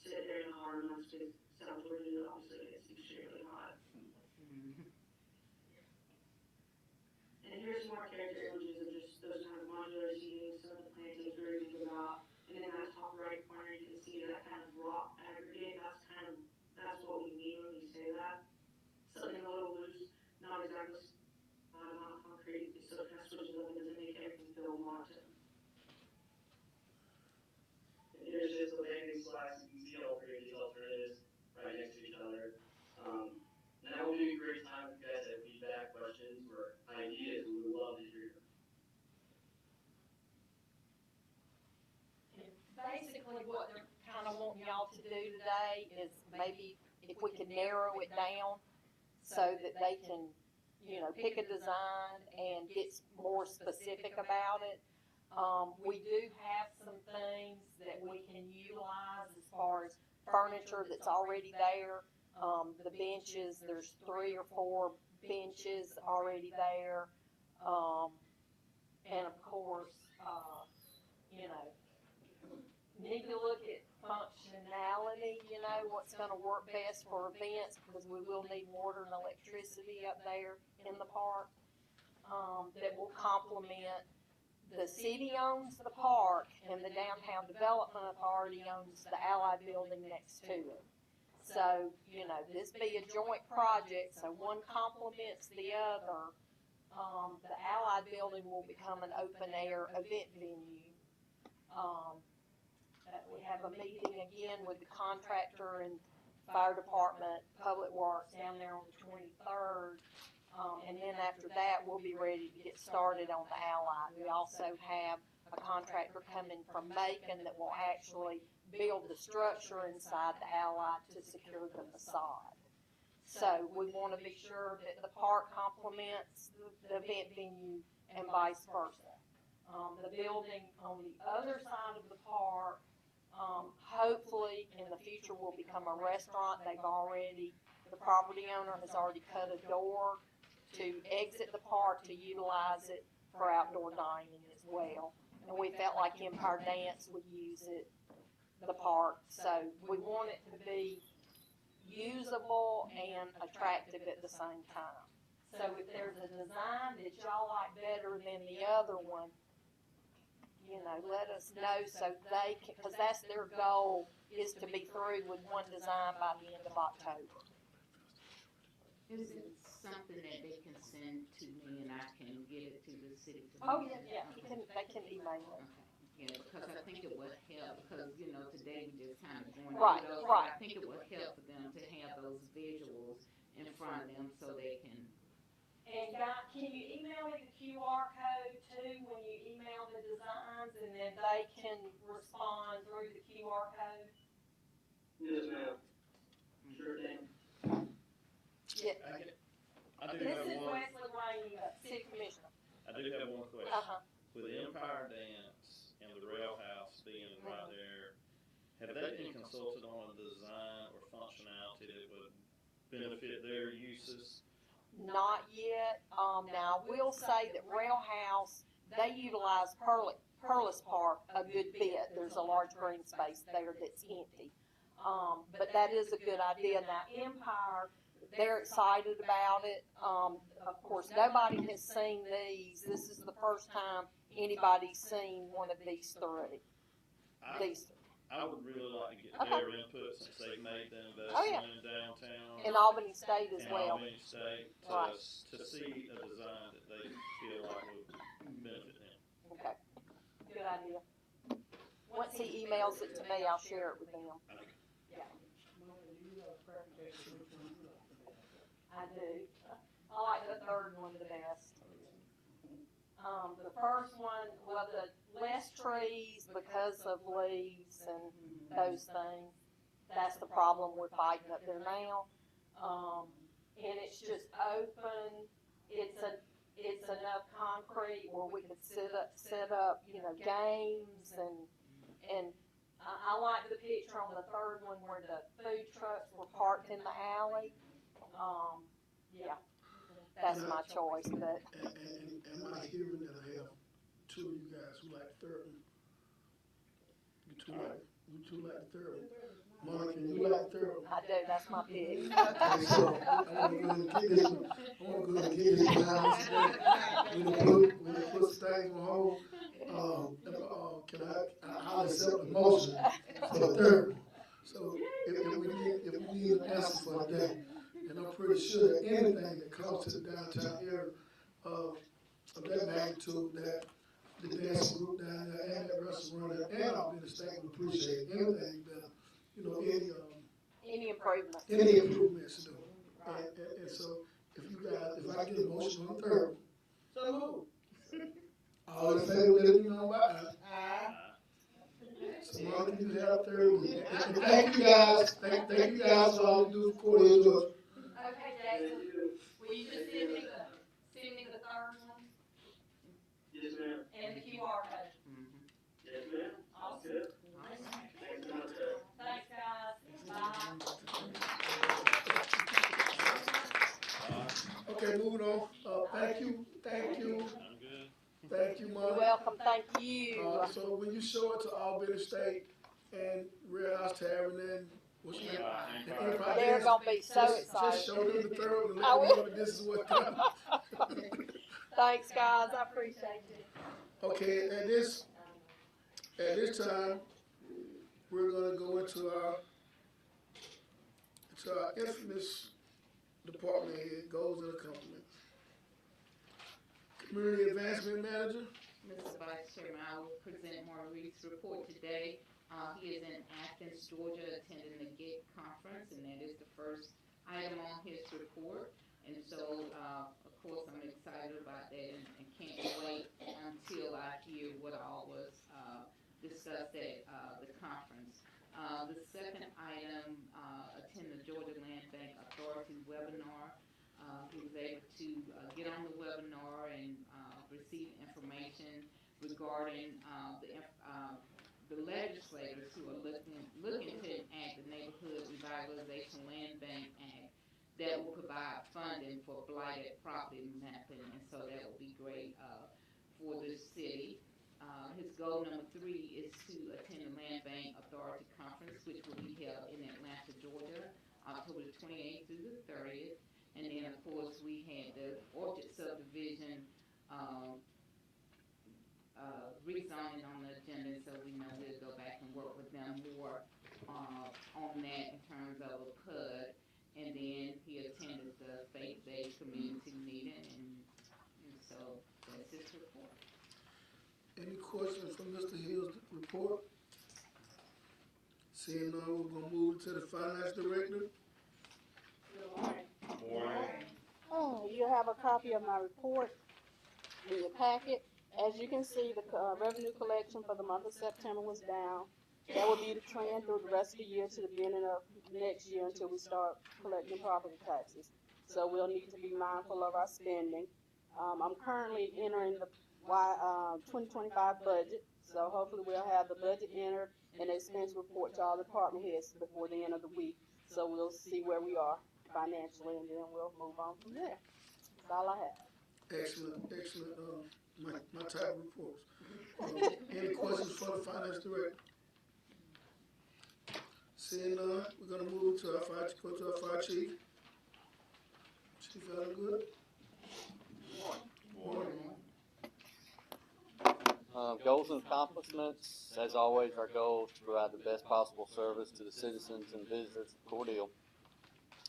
Under accomplishments, Firefighter Jones is attending Firefighter 1 Hazmat certification at Jipstick. He's about halfway through. That's a 10-week class.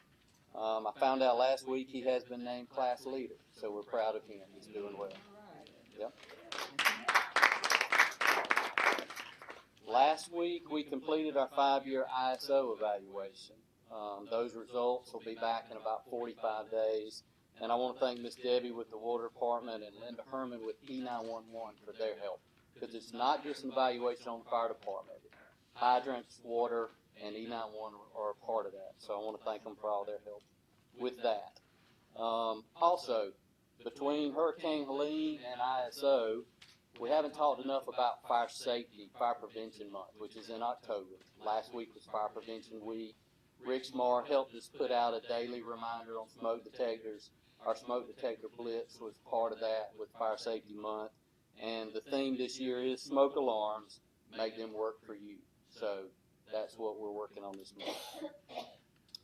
We did attend a planning session for the heavy wrecker extrication class. That's going to be Saturday, October 26th. That's open statewide. So we'll be presenting that along with Chris County Fire Rescue, and we're looking forward to that. And then all 3 shifts did a walkthrough of the new Gillespie Selden property, just getting familiar with that property. That's all I have. Thank you, Chief. Any questions for our fire chief? Seeing none, thank you, Fire Chief. Thank you. Housing and Urban Development Director.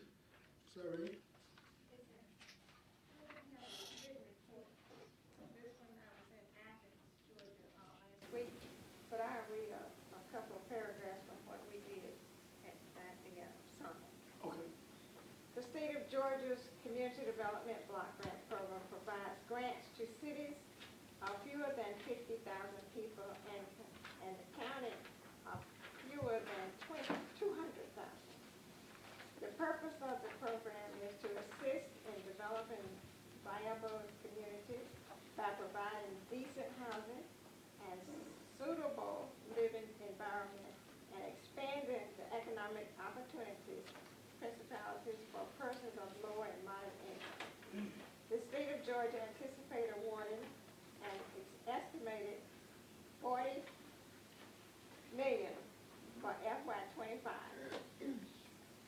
through the annual competition and CDBG set-aside program, dependent on funding availability. The eligibility interested parties are invited to apply for wide varieties of community development block grant programs of housing projects. And that's all I have. Okay, thank you. Any questions? Housing urban development? Seeing none, thank you. Municipal court?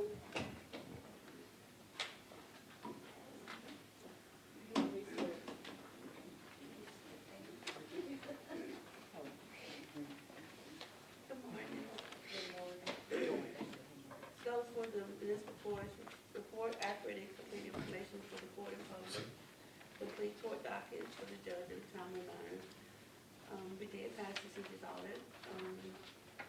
All dockets, accomplishments for all dockets and court dispositions were turned into the state on time. The goals for the municipal court are always the same because we continue to strive for the best for the court and the public.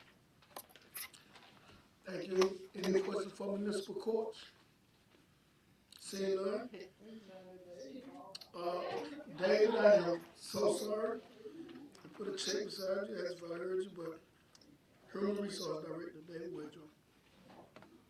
Mr. Vice Chair, Commissioners, good morning. You have my report in the packet. It's going to be very brief. This time of year, we're wrapping up year end, getting ready for the new year, so we've not dedicated a lot of time focused on these specific goals. However, a couple that I do want to highlight, and he was noted in last week's Cordele Connection newsletter, Mr. Shaquidus Williams in our Water and Sewer Department. Mr. Williams came on board about 2 years ago as a distribution mechanic, which is an entry-level position. He's quickly worked his way up through the ranks to equipment operator, and most recently, after proving himself and being invaluable to the department, he has been running up recruitment. So that falls in line with our recruitment retention goal. He has been rewarded for his hard work and efforts. So I want to recognize him for that promotion to foreman in the Water and Sewer Department. And then lastly, this is one we've been hearing about quite often, is the Go Sun Smart Georgia program. Email surveys were sent out to members of the police department since they have more access to email than our field employees, and I received the paper copies of those surveys, which will be distributed to our public works and wastewater treatment plant employees this week. Wrap that program up, final outcomes. And that's all I have unless you have any questions. Any questions for our Human Resources? Seeing none, thank you, Dave.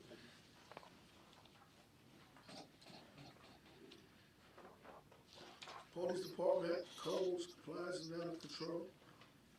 Good morning. Morning. All right, my report's in your packet. I'll start with the police department. I'll just hit the highlights. As far as number 3, we'll continue to connect to the community through community-related events, increasing public contacts, and through partnering with local groups and businesses. This past weekend was our Faith in Blue weekend. It was a success. It was the 3rd year that the Cordele Police Department participated in Faith in Blue events. On Friday, we had the Faith Walk, which basically we prayed for the police department, the fire department, City Hall employees, as well as the community as a whole. So I'd like to thank everybody for showing up and coming out for that, specifically the city manager as well as Commissioner Owens. So again, thank you for that. On Saturday, there was a fall festival that we partnered with Memorial Heights. That was attended very well, and we had a good time. I brought my family out there, face painting, things like that. We had a great time. So thank you to Memorial Heights for allowing us to partner with you. And then Sunday, I want to thank specifically Rick and Grace Baptist Church for the word that we received that day. Basically, it was a worship service. I'd like to also thank Miss Vesta for coming out for that. It was a great time. I think you would agree.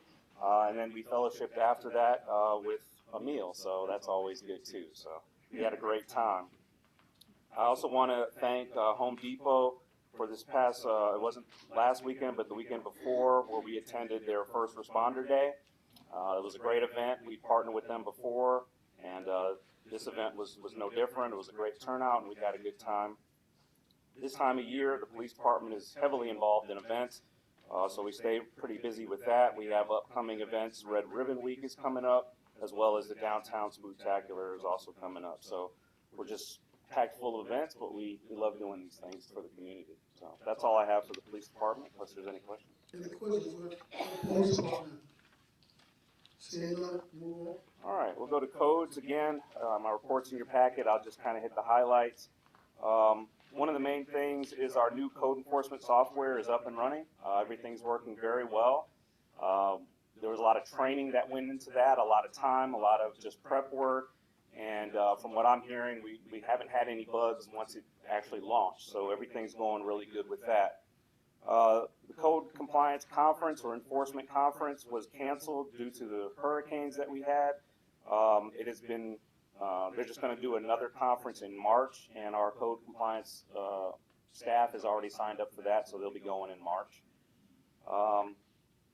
That's really all I have for codes. The rest is basically talking about the code compliance software and trying to get everybody and our admin people trained up on it as well. That's all I have for codes. There's no change in the permitted construction projects or anything like that of note to really discuss. So, but you do have it in your packets. So that's all I have. See, I'm reading the property we discussed the other day on 22nd Avenue. Have any complaints before then been filed? I have not received any, other So- than, conversation that we had before, on 22nd. Right.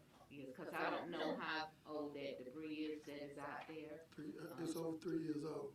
Okay, And- so those, what I took yesterday, those, tree limbs and all of that, I mean, the structure, I can understand that, but the items beside the road, those been out there for 3 years? It's been, if you looked at it, you can see where vegetation, green vegetation is growing on top of the pile. That's how long it's been there. So, and that's what I was trying to, I'm really questioning codes, they're like, We have a complaint process. If there's a specific complaint or issue, it can be forwarded through our process. With this new system we have on board, that's how we handle them, and it'll allow us to streamline the process. So if things go out of order, it kind of messes the rotation of things. So again, if there's a complaint or a specific debris, just forward it through our process. so let me understand. So if no one complains, nothing gets done. Not necessarily, no. That should not But you're be- talking about 3 code and compliance officers for the entire city, and they're handling issues, different issues. I would actually like you to come in and sit in the meeting if you have any questions as far as what they do. That they're very busy and very active. We actually still have one that's still open, one opening there, which would also help, so we would have one in each ward.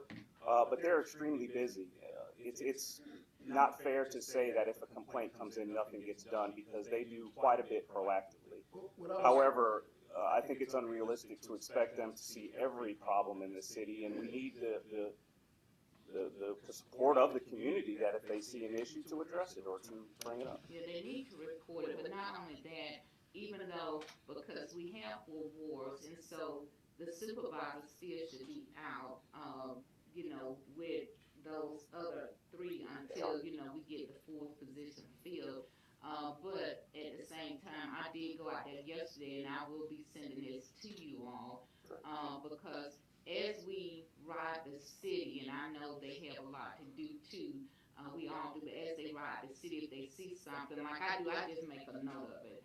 And then that way I can come back and, forward it to you all. And so, basically, if this has been out there for at least 3 years, and I know we're just, really hammering down in terms of, these houses and everything that needs to be addressed. We have, I think, maybe 8 properties with the city attorney's office now that we've been sending over. And so I took these pictures because I will be, sending this information on so we can add it to the list so we can start working on it. Now, I don't know what was being done before, but when I am made aware of items, I go ahead and get it in the system so we can get it taken care of. And these addresses are the owners of properties that they're notified. There's been some issues with that as well. From my understanding that things have been put on other people's front door for properties that belong to their neighbor across the street, or, we've had those issues as well. Some people have not been notified, what I'm saying, some people have not been notified about the violation because the codes guy are putting violations on other people's address.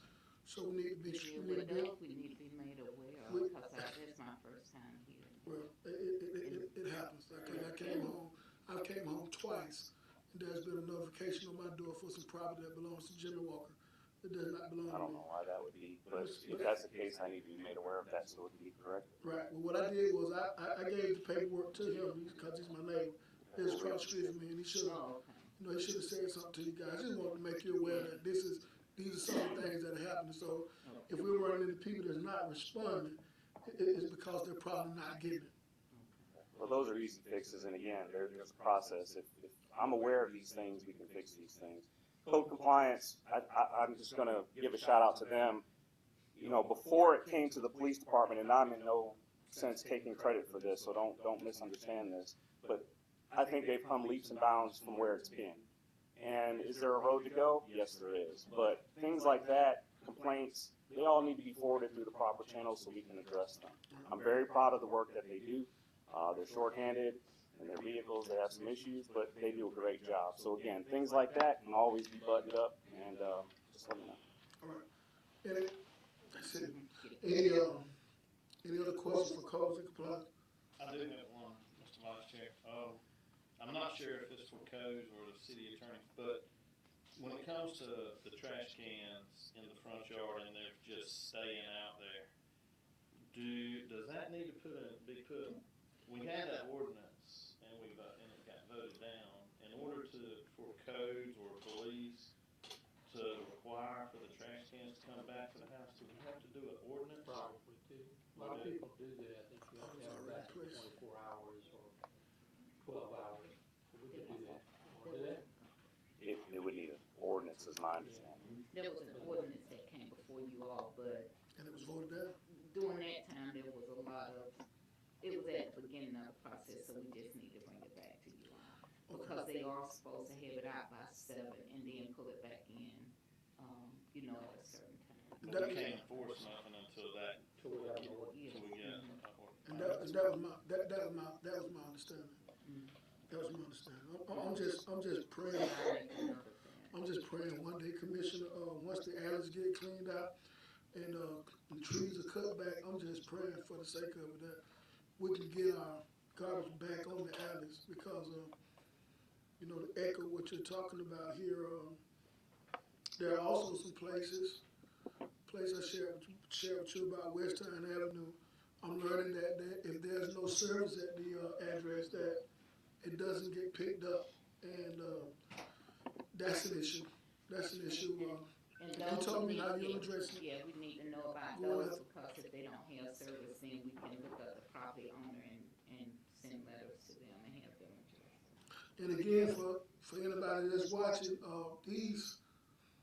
these complaints don't, you elect these commissioners, and it's good to go to them, but as you heard the chief say, as you heard the city manager say, just pick up the phone and call somebody. Just don't wait till you see somebody in the grocery store if it's really an issue.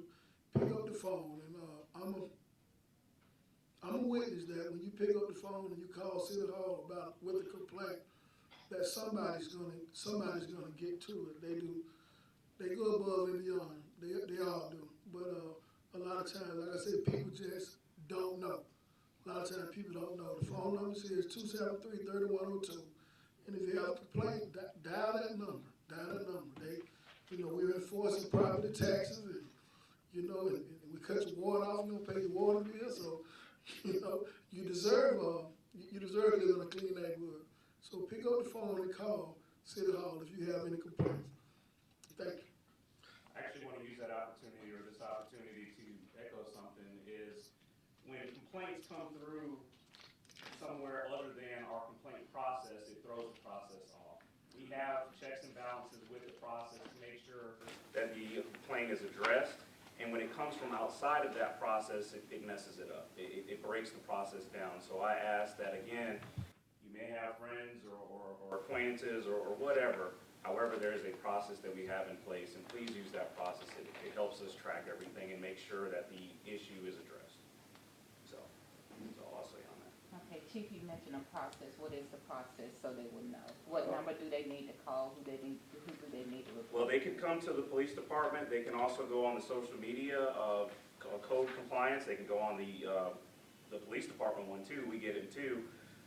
As far as the specific code number, I'm going to plaster that in a couple of areas. That's something we've been looking at doing. I don't actually have it right now with me. I can probably get it here in just a second though, but I don't have it right now. But there's other options, and just look forward. I'll put it all out there here in a little bit. But social media is probably one of the best ones, or direct calling. And if not, you can just call the number that Commissioner Reeves provided, this main City Hall number, and they can be forwarded to codes as well. And I would say that, I would echo what he said. Please use that phone number as you speak to somebody, because me understanding that social media reaches out a lot of people. But I have an auntie who's 77 years old. She don't know anything about social media. She said, what is this Facebook stuff, y'all? Don't come here. She's not with it, but she's invested, and she has complaints as well. But if she has a complaint, she's gonna pick up the phone. She's gonna dial 273-3102. So social media is good. We need to reach people in every way that we can possibly reach them, and social media being one of the options that's out there. So let's take advantage of all our options. But if you have complaints, reach out to your city commissioner, 273-3102. The process in which the chief is talking about, let's use it all. Let's just use it all and do what we can do to get the city back clean. Thank you. Mr. Chairman, if I may at this time, and when you call in, please record who you talk to and what number you call. Because people tell me, I called and I didn't know who I talked to. Record who you talk to so we can address the issue. I have to call the city manager or the assistant city manager. I don't even have a name to give them. They say, well, what do you get from, well, Ms. Johnson gave me, maybe she can give me a name of who she talked to. We need to know who they're talking to. If they call animal control and they're trying to get the water works, you need to let me know which department. And please identify the person. That's something that we need to know. I have that number to call codes directly. It's 276-2927. 276-2927. That contacts codes directly, and that starts the process as far as calling. 276-2927. That's it. Okay. And if we can post that on our social media page, if we can do that and make people aware. Thank you. We'll go to our animal control if that's all for codes and compliance. Yeah, I appreciate that. Thank you. Animal control, again, I'll just hit the highlights. As far as resources, rescues, the numbers have increased. So our awareness, or bringing awareness to the rescues and to the amount of animals that we have in the shelter is definitely paying off. We're getting more adoptions and more rescues, so that's a great thing. I had mentioned in a couple of previous commission meetings, rabies clinics. We're going to hold off until the first of the year to have rabies clinics. There's a lot going on with the animal control, the police department just this time of year, and it'll be better suited for everybody's schedule to do those around the first of the year. So just stay tuned for that. We look forward to bringing that to the city. And I ask you all again to stop by the animal shelter. If you remember what it used to look like, you're going to be quite surprised because it looks completely different. The remodel is complete. We still want to do something with the outside of the building, so that's to come. But the inside looks drastically different. So please, a lot of hard work went into that, and just stop by. It's not so bad anymore. So, That's all I have. so am I understanding correctly, when the free rabies clinic, you'll be offering free rabies shots to the public? Yes, that'll be, we're trying to partner, or we are partnering with different veterinary clinics that are in the city to help bring that. And we also received some donations and also some grant money for that, so we're able to bring that. Awesome, awesome. I have a question, sir. For under animal control, when there's a carcass on the side of the road within the city limits, Yes. who do they call and what number should they call? So they call the police department, they say, well, the police don't handle this anymore. Right. So the public need to know a contact number for it. And I guess that's something that we need to have a discussion on, because in the ordinance, it states the police department. And I know, I forgot when that ordinance was adopted, but, yeah, so we need to look at that, because, you know, right now, it appears that people are getting the runaround, but in the ordinance, it states the police department. Who's gonna What- pick them up? I've always. That's what I was gonna say, what's your experience with that? Because in other cities, they call the police department, or they call public works. So, I mean, we need to figure out what works best here, because, you know, we need to pick them up. So we can coordinate that with departments, but, you know, police and public works, but that's what we currently have in the ordinance. I don't know if the chief agrees with me or not, but I wouldn't want to tie our police department up with getting dead animals outside the street.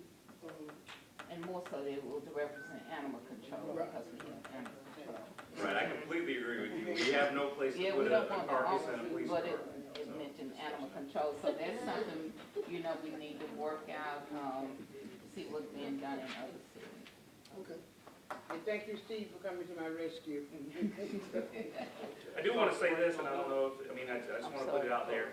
One of the issues that we were having is with animal control, the problem is the Department of Agriculture doesn't allow animal control to pick up dead animals with the same vehicle that they use to carry live animals.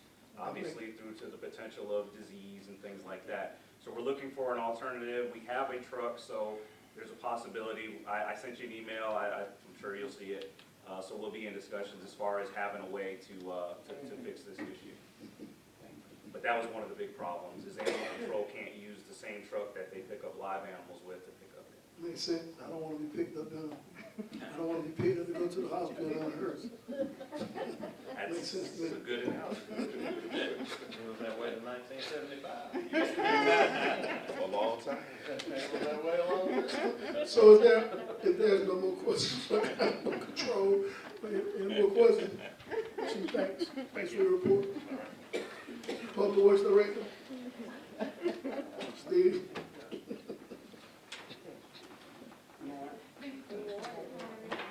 I got some. I don't have any updates on the goals and objectives, but I did want to point out a couple of things that's going on. As far as the ARPA grant, we had a pre-construction meeting, last week with, in situ form, who's a contractor. Everything went fine, and they were given a notice to proceed October 21st, so they will be beginning on this project October 21st. Advertisements have been posted for RFPs to reclaim the city's holding ponds. The deadline for this is the end of October, and also we advertised for RFPs for the Gateway Landscaping Project on I-75, and those also due by the end of the month. And that's all I have. Well, any questions? Any questions for our Public Works Director, Assistant City Manager, Steve? Seeing none, Steve, thank you. Okay. Social Media Marketing Manager, Sharik Small. Good morning, Mr. Honorable Vice Chairman, members of the City Commission, City Manager Reddick. I'll be very brief. The videographer for CGI was in town last week on Wednesday and Thursday to gather video for our video project that will appear on our website. He was very complimentary of the city as a whole. We went a lot of different places, seeking out a lot of great places to shoot, and he had a great eye. So I think I'm very excited for what's going to come about. That video was uploaded over the weekend. CGI has it. They'll begin editing probably in the next week or so, and then they will send us links to be able to see those videos once those are completed. And so I'm glad that that is done. Secondly, I'll be attending the GMA Government Communicators Conference next week. Thank you, Commissioners, for allowing me, City Manager Reddy, to do that. We'll be in Athens on Tuesday, Wednesday, and Thursday, and looking forward to learning some great things and to be able to enhance the communications for the city employees as a whole, and the community. And then lastly, I want to tag on to what Chief Hurd said. We had a great day Sunday at our church as we honored Faith and Blue, and we were definitely very pleased to have words brought to us from the city, from the Ward 1 Commissioner, the Honorable Commissioner Shepherd. And so we were very honored to have her. And about 75 total there in service, and most everybody stayed and ate with us, and we had a great day. And with that, that is my report, Mr. Vice Chairman. I'll try to answer any questions that I can. Any questions? Seeing none, thanks. UCNT Director, Cordele, Good morning. how you doing? Y'all have my report in your packet. The one thing I want to hit on is the lead service line inventory is due tomorrow. But we got it submitted last week, Great. so I was thrilled. We ended up with 840 known service and connection lines on the city side. That left us with about 53 or 400 unknowns. So now we have to send out letters to all the people that have unknowns and let them know it's unknown. But anybody in the city that wants to call, we will try to go out on a case-by-case basis and look at, see what you got. And we may not be able to tell, but we will start a program sometime in the very near future where we be potholing. And that's just where you simply, you dig a little hole in this, on the city side, you dig a little hole on the customer side, and you identify the pipe. And we have eventually got to get all these pipes identified. And then you'll know if you have anything that has to be replaced. But they can call my office, 273-2829, or email me at debbiewright@cityofcordele.com, or you can email Marcia Pridgeon at cityofcordele.com. She's working with me, and we're working together to get all this done. And this is a huge job. I don't think the government knew what the heck they were doing when they came down with this. Is this to, This is an EPA mandate. so this has everything to do with the quality of drinking water? Well, there's no lead in our water. The only problem is your plumbing inside your house. Or if there happens to be lead on the city side, which I've been told over the years that there is none. So when it leaves the city, it goes through the personal pipes, that might be where the issue is. That's where the issue is. And we are being forced to replace their service line to the house. Who said what? Yeah, see, we've always done up to the meter, and the meter belongs to the city. We are now going to be forced to go from the customer side to his house. To the hot water heater? No, to the house. That's as far as we have to go. Now, he can have lead all in his house. Now, they're not saying that, but that service line, if it's got any kind of lead joint, lead solder, whatever, the city has to replace it. Well, y'all was helping I replace my water line. But anyway. Well, they're giving some grants, but. And Mr. Vice Chairman, we do have a loan for that. We've been approved for a $3 million loan for lead service line replacement. $2,550,000 is principal forgiveness, and then the remaining can, we can pay over 30 years. One point, I forgot the interest rate, but anyway, the main part is $2,550,000 principal forgiveness. And of course, once we have all of this information back, there's a possibility we won't need that amount of money, to replace lines, and so they will adjust the loan accordingly. you know, a lot of people have already replaced plumbing over the years, and everybody's gone back with PVC or the PE pipe or something, you know, it's easier to work with than copper. So, we're hoping that we'll find a whole lot more than just the 840 we ruled out. All right. If we replace that line, are we putting the backflow preventer in on the residential houses? We're not gonna put a backflow preventer in, but the homeowner ought to have to put one in. Well, that's my question. I mean, if we're gonna replace the line and there's still issues, then there should be a backflow required or something. Well, there is a backflow requirement for homeowners, residential property. They have to have a residential dual check. This program is just replacing the line itself. Yeah, But this is gonna be on older homes. This could tie in together. That don't have the backflow preventers probably. These houses aren't gonna have, that's on new construction that we were kind of policing that backflow preventer, but if we replace this line. Yeah, well, maybe we should. But that again has always been the customer's side. See, this is a whole new world. You know, when we're having to get in your yard and dig up your flower bed, can you imagine the complaints? I mean, I'm just sorry, I don't want to be. I know, it's gonna be a good one. Yeah, I don't even want to think about it. But so I'm gonna probably retire before this comes into effect. It's a lot. Y'all can call me. Thank you, Dave. Okay, we will now go into our agenda items. First up, proclamation Red Ribbon Week, October 23rd to 31st, 2024.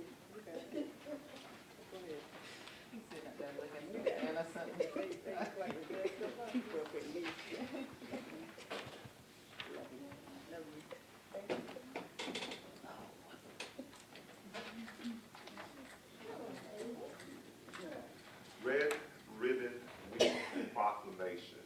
Whereas Cordele County values the health and safety of all of our citizens, and during National Substance Abuse Prevention Month, we recognize the importance of ending and preventing substance abuse. And whereas we must remain vigilant in raising awareness about the harms posed by alcohol and drugs, including prescription opioids, and their high potential for addiction, we can and we must provide families with information, skills, and resources to stay safe and strong. As a county, we renew our commitment to improve individual and community health through increased education on the risk of substance abuse. Our investment in prevention will help to further yield improved academic performance, healthier lifestyles, more successful citizens, and safer communities. And whereas substance abuse is particularly damaging to one of our most valuable resources, our children, and a contributing factor in the 3 leading causes of death for teenagers: accidents, homicides, and suicides. And whereas it is the goal of Red Ribbon Week in Crisp County to involve families, schools, government, businesses, churches, law enforcement agencies, and service organizations in all aspects of this campaign, and establish an atmosphere that supports awareness, education, and ongoing initiatives to prevent illegal drug use. And whereas the red ribbon was chosen as a symbol commemorating the work of Kiki Camarena, a drug enforcement administration agent who was murdered in the line of duty and has come to represent the belief that one person can make a difference. And whereas the Cordele County 2024 Red Ribbon Week campaign theme is Life is a Movie, Film Drug Free, promotes family and individual responsibilities for living healthier, drug-free lifestyles without illegal drugs or the illegal use of legal drugs. And now therefore be it resolved that we, serving as members and leaders of Cordele County, do hereby proclaim the week of October 23rd through 31st as Drug Awareness Week. Comes from the City of Cordele Commission, Chairman Joshua Darrison, Vice Chairman Roy Street Sr., Commissioner Vestaville Shepherd, Commissioner J. Wesley Rainey, and Commissioner Isaac Owens.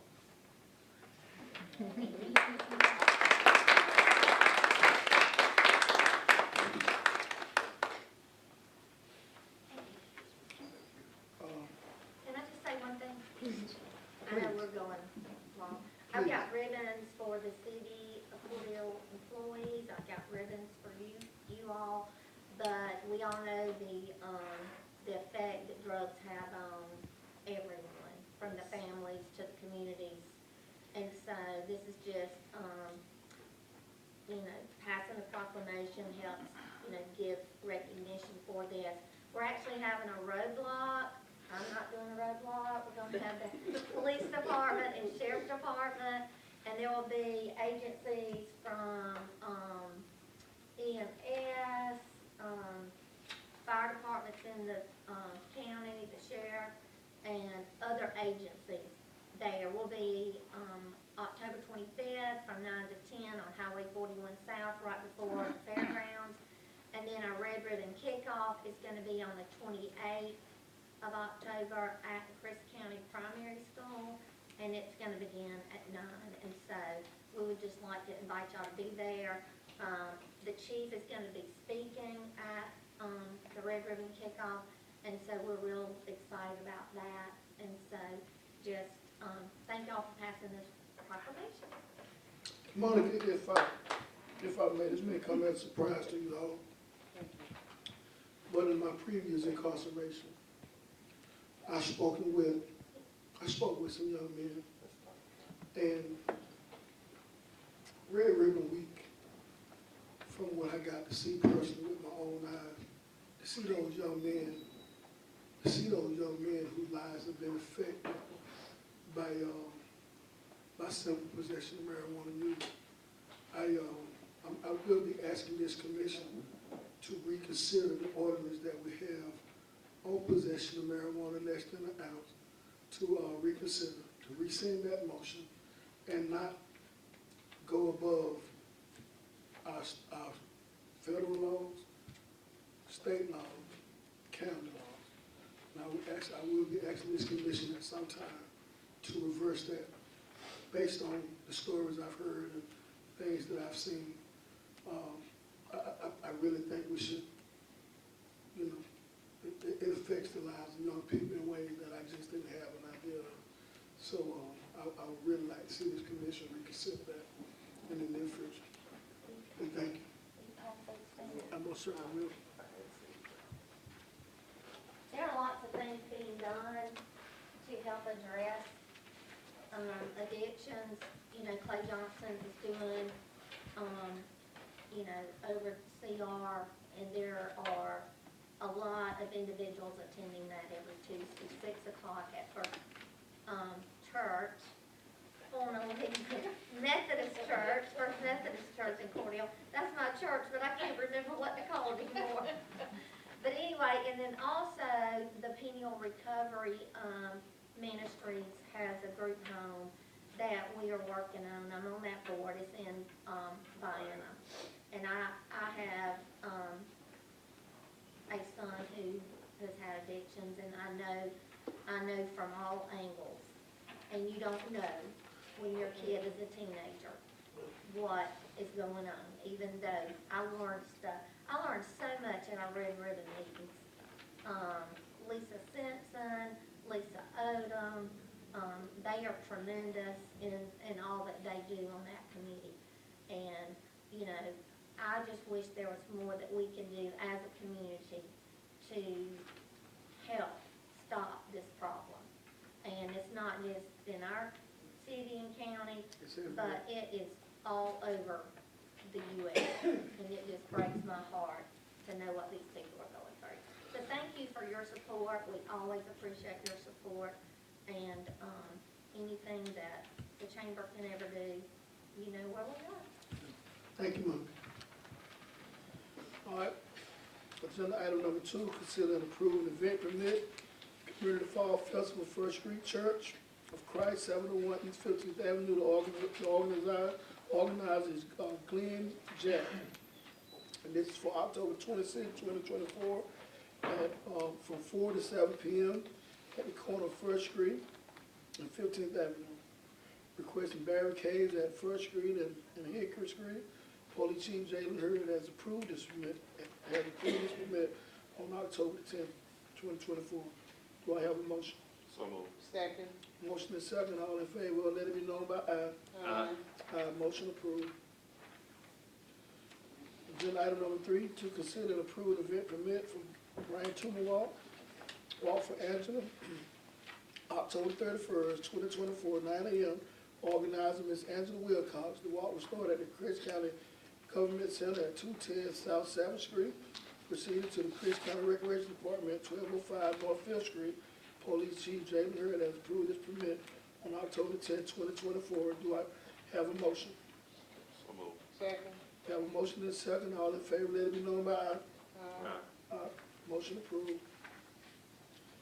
To consider and approve the second reading of an ordinance of amending Article 7 of Chapter 3 of the City Code of City of Cordele Establishment Entertainment District, repealing district requirement for food establishment with alcohol license from schools, college campuses, churches, repealing all ordinances in conflict herewith and for other purposes. Do I have a motion? So moved. Second. We have a motion and a second. All in favor, let it be known by aye. Aye. All opposed? Any opposed? Motion passes. Agenda item number 5, consider and approve, the 120 water agreement to administer notifications to customers for the lead service line inventory and replacement project. Do we have a motion? So moved. Have a motion, do I have a second? Second. Have a motion and a second. All in favor, let it be known by aye. Aye. Aye. I was scared y'all had the word for a minute. Okay, and at 6, agenda item 6, do I have a motion to go into a ethics hearing discussion? Mr. Vice Chair, Oh. we added summer code, rezoning request is item number 6. And that's number 1.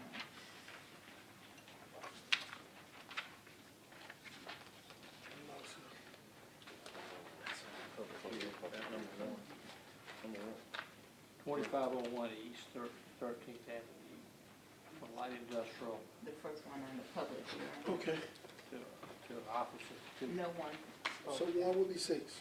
yes. Okay. Okay, so do we have a motion? So moved. Second. All in favor, let it be known by aye. Aye. Motion passes. If anybody is questioning what we just passed, it was the rezoning for 2501 East 13th Avenue from light industrial to office industrial, the property owned by Carl Summers. That's what we just passed. Okay. Do we have any other agenda items? Number 7. That's the one, that will be the second public hearing that you all requested to table or mentioned that you would table for, So we don't have a for number the, Well- we have a number 7, you all just need to make the motion Okay. to table it. Chairman, I make a motion to, Vice Chair. Mr. Vice Chairman. All right, I make a motion to table the request to amend the zoning of the Orchard subdivision. Second. You heard the motion, we have a second. All in favor, let it be known by aye. Aye. Aye. And now we can get into the city manager report. Discussion, number 8 is discussion ethics. You just lost it. The hearing. Okay, okay, so do we have a motion to discuss? So moved. Second. Some background? Okay, so, you all have, well, previously you all had, an ordinance regarding, an ethics tribunal. If you all remember, you all approved for an ethics officer. The city attorney, brought a person to you all approved that person, but, we weren't able to schedule a time or have him confirm a time for ethics complaints, to hear those complaints.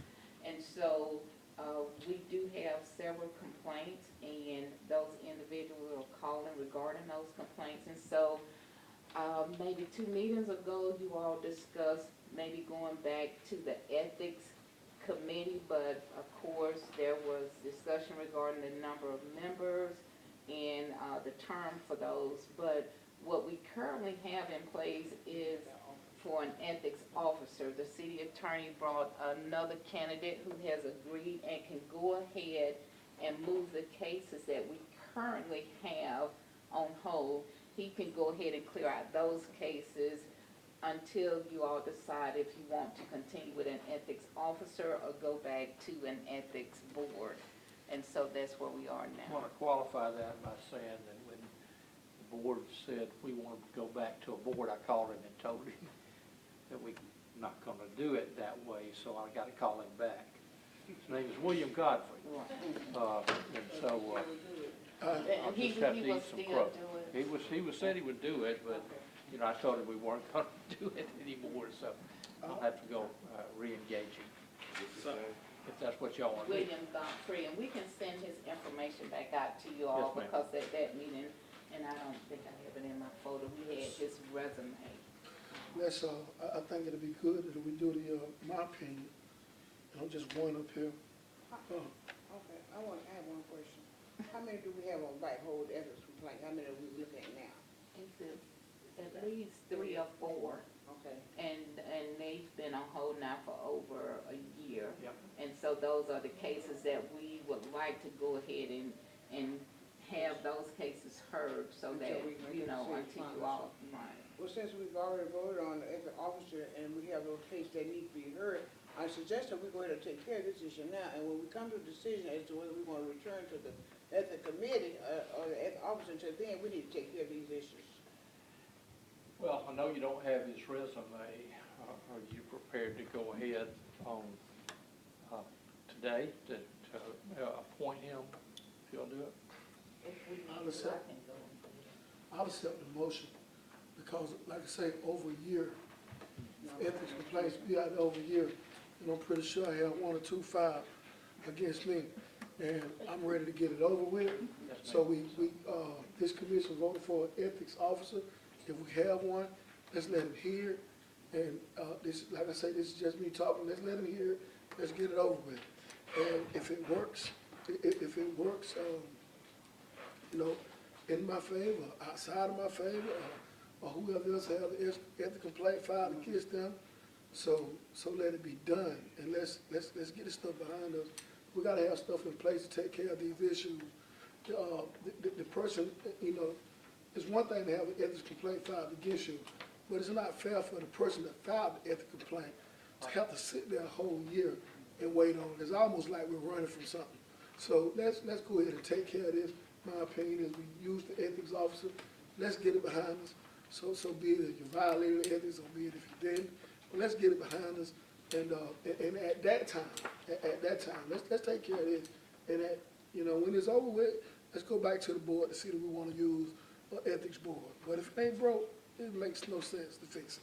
So that's my take on it. So the ethics complaints, are they all against commissioners? All of them I think so. are against commissioners? Hadn't looked in a long time, but I believe that's right. So all the ethics complaints are filed against various commissioners.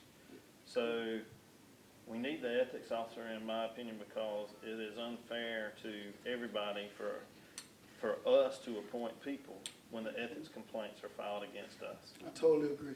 So, I don't want to choose an ethics officer that's gonna hear my ethics complaint, because it's not fair, you know. it's So- unfair for us to appoint a board in this case after these ethics complaints I have been wouldn't, filed. I wouldn't even dream of it. I wouldn't even So- dream of it, because again, and I understand, there would be one that would come back and say that, well, the guy or the woman or whoever I select to be on this board can abstain from the ethics hearing. I get it, but I don't know what type of influence they would have on the other board members. So I say an ethics officer, that's what I'm cool with. Have somebody to do it and be done with it. And let's not go back and forth on this, because as Commissioner Shepherd has said to me, when we continue to go back and forth on these issues, it appears that we don't know what we're doing. And I don't want to sit here and appear that I don't know what I'm doing. You know, when it gets to that point, just get up and leave out of here. So let's use the ethics officer my thing, let's use the ethics officer. If that's what this commission decided to do, and none of us have any ties to this ethics officer, let's get it behind us. If these complaints been there for a year, and nobody's filed any more ethics complaints, it's clear to me that we may not be unethical. It's not like you get one every week or every 2 weeks, so. Well, none of us know this gentleman. None of us has seen his resume, and he's willing to hear it. That you can't get no fairer than that. I wanna stay in the blind. I don't need a resume. I'm ready to get it over with. Can we have a motion to appoint William Godfrey then as the? I entertain a motion. I make a motion to appoint William Godfrey as the hearing officer to hear our existing ethics complaints. A second. I don't accept that motion. I want to hear the existing complaints and anything else that come up. I do not want to do this and go back and have an ethics committee. It's almost like we're gonna do this for this, but if something else come up, we're gonna do something else. We're either gonna use an ethics officer or we're gonna use an ethics committee. So we're gonna use the ethics officer. Let's use the ethics officer for these complaints and future complaints. That's what I said. Right, let's do that. Until further notice, we gotta use it. Yeah, I don't wanna do it just for these complaints. Okay. I wanna leave this guy in place, whoever we choose, we have not seen the resume, this is me now. I wanna leave it in place for this Well- guy to hear these complaints and future complaints, if that should be in. Well, you didn't accept that motion, so I make a motion that we use an ethics officer for our complaints. Thank you. I have a second. Okay. Now, all in favor, let it be known by saying aye. Aye. Any opposed? Now, Mr. Godfrey. Motion So, passes Mr. Godfrey. for Mr. Godfrey Yeah. to be our ethics hearing officer. Okay, got that behind us. Motion on that, so. Yeah, it all approved. Approved. Motion carried. All right. But the only caveat that I've already told him we weren't gonna do that, I've gotta go back to him, okay? So you'll know. Okay. If he was willing to do it, I'm pretty sure. I hope so. Then let's get it done. Somebody else will vote no.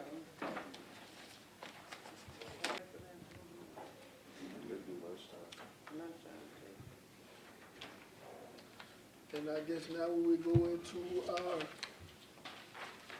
city manager report.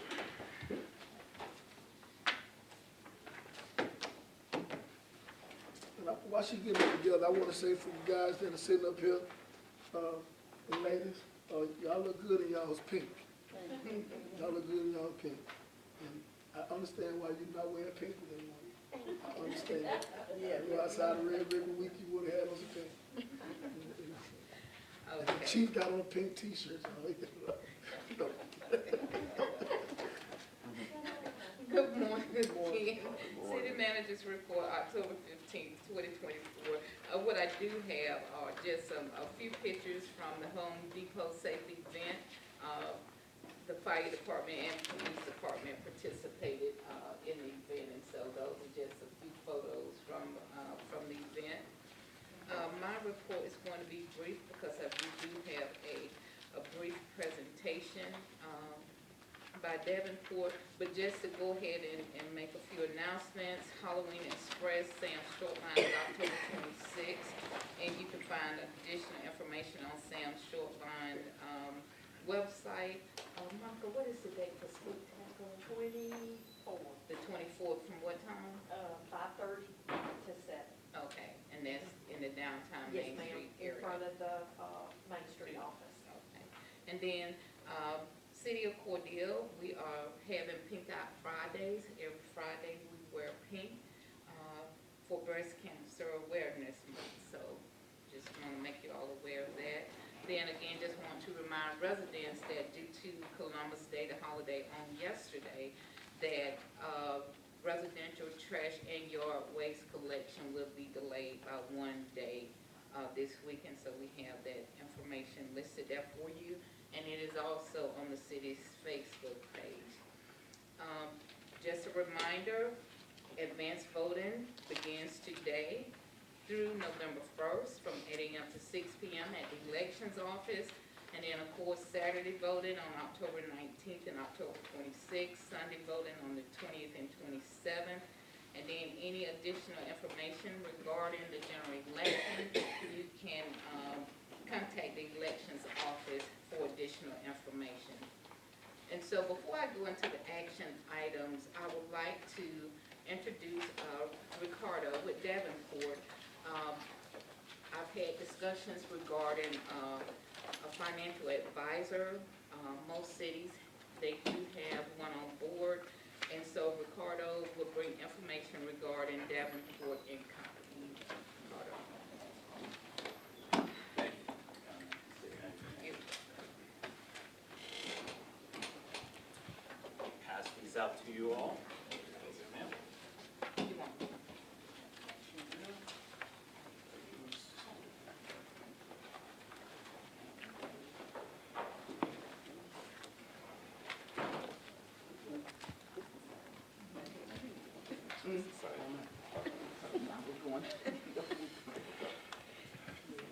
I am going to be cognizant of your time because it's been a very long day for all of you. So, good morning and almost good afternoon. Thank you so much, Vice Chairman Reeves, Commissioners, thank you. My name is Ricardo Cornejo, and I am with Davenport and Company, and I am one of 5 individuals who will be working with the city. I've had the pleasure from Georgia Municipal Association district luncheons to meet both Commissioner Shepard and Commissioner Owens, where we've had a chance to discuss what we do.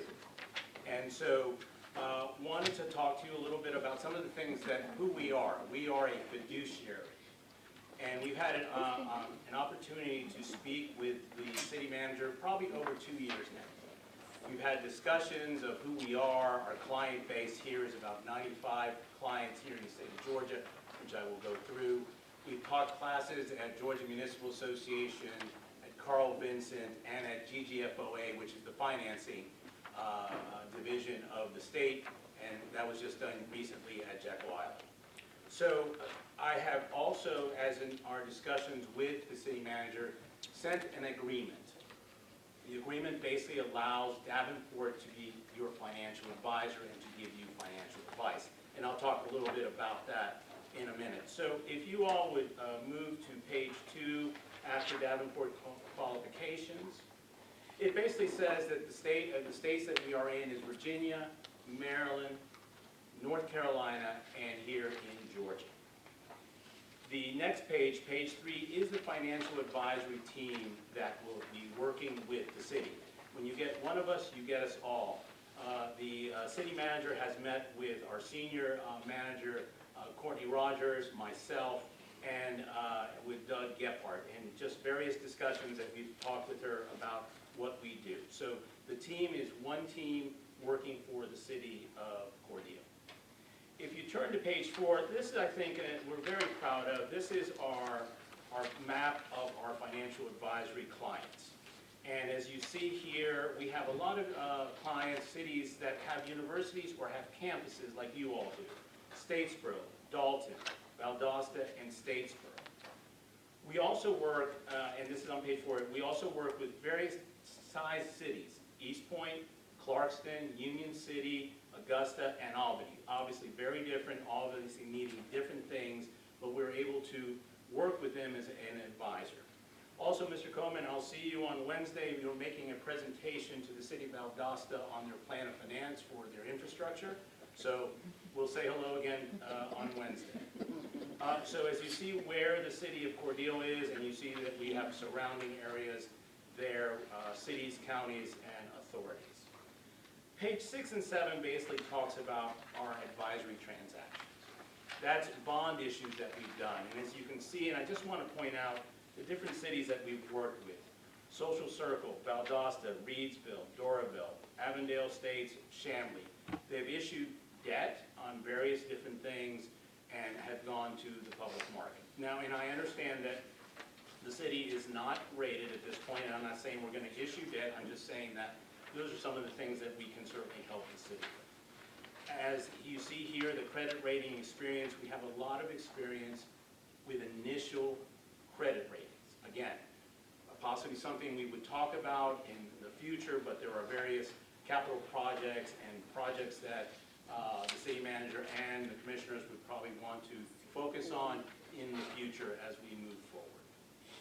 If you look at page 8, it's just basically, we become, all this philosophy means we're an extension of the staff of the city of Cordele. We work with the city manager and we work with your finance director. We're just an extension, and they can work with us and use us in any capacity that they need fit for financial advisory work. So if you turn the page and you go to page 10, it basically says an overview of what our services are. Transactions, yes, we do bond transactions, we do bank service transactions, we do banking transactions, but we also work on economic development. I heard a lot about that today. We do help with credit ratings. More importantly, we help on planning and analytics. We help with CIP plans or capital improvement plans. There's lots of projects here. I understand there was some discussion about how to go about putting together another capital improvement plan. What we help the commission with is prioritizing the affordability and where does the source of income come or revenue come to pay for these things. And you all do have thoughts about doing new projects, doing capital projects that you may need in the future. Page 11, just the difference between us and an underwriter. Some of you may be familiar with underwriters. Underwriters basically sell debt. Their interests are very different than the interests of their clients. They have to sell debt at the highest possible for their investors, and obviously a city or a county would like their lowest. We are a municipal advisor and a fiduciary. You will see that in our disclaimer in the second paragraph. We are a fiduciary to the city. Your interests come before us.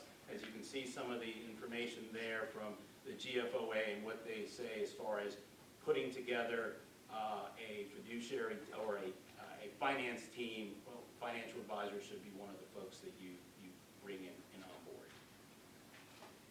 Again, why should you engage an advisor? It's basically to look at the debt capacity, debt affordability. There's a lot of things that you all are doing, and we need to know what can you afford, what can you pay. It affects the constituents and obviously the commissioners as we move forward. Interest rate environment. We've been working, and as I heard something from the developer, hey, interest rates are going down. We don't know, because if I knew, I'd be on the beach right now. We don't understand. We don't know at this point, but we certainly would be focused on that. Basically, any sort of, does it make sense to move forward on a issuing of a bank debt or going out to the market, or should we wait? Those are the analytical. It does not matter to us. As your fiduciary, whether an issue is done or not, us is for the capacity of what is the best for the city. And again, we're a fiduciary. We try to make sure that we help the credit position. So what does that mean? Does the city have financial policies? Does the city have a CIP plan or a capital improvement plan for 5 years? Those are things that not only banks, but the rating agencies, if we were to think about getting a rating for the city, would be viewed and looked at, and that's something that we would help the staff and obviously the commissioners as we move forward. Again, just some of the things that we do: capital funding, execute financing, budget strategies, very important, in monitoring and pursuing any sort of bond, ongoing resources for the city staff. That is what our role is. So here's something that I think is extremely important, something that we've talked with the city manager over the last couple of years: a capital improvement plan. How do we go about that? And so for us, it's what are the projects? How is the city going to afford them? What's the priority of the projects? And then the revenue source that will pay for these projects, whether it is SPLOS, whether it's the general fund, whether it's taxes, whatever it may be. Those are some of the things that we look at and try to figure out for the city. Again, these are cash flow models. You can certainly view them, some of the things that we've done for other clients cities and counties that we've done as far as debt affordability. Millage impact, always very important, always affects the constituents. I'm not going to go over other services provided, but let me tell you some of the things that we do is comprehensive financial review. This would be something that we would help when the city has a permanent financial CFO, that we would work with them to kind of do a historical look back, get their arms around what they're doing, and try to figure out what's the best way to move forward, and it helps during budget season. We help with investment management. We even do things such as banking services RFP. Nobody wants to change banks. Certainly what we've done is we've streamlined that service to help cities and counties, and we're the bad guy when we're talking, and the president comes to you, vice chairman at Rotary, and goes, why are you sending an RFP? Don't you guys like us? So those are the things that we do, and we're the bad guys when we move forward on that process. So as you can see, you can read through that process. Again, I'm trying to be cognizant of the time. The last thing I wanted to point to is basically Appendix B, and that is the agreement that we sent the city manager. As you can see here, this allows us to do financial advisory work. This is on page 28. I'll wait for you all to get there. Page 28. And so this basically allows us to give financial advice to the city of Cordele. There is not going to be a compensation for that.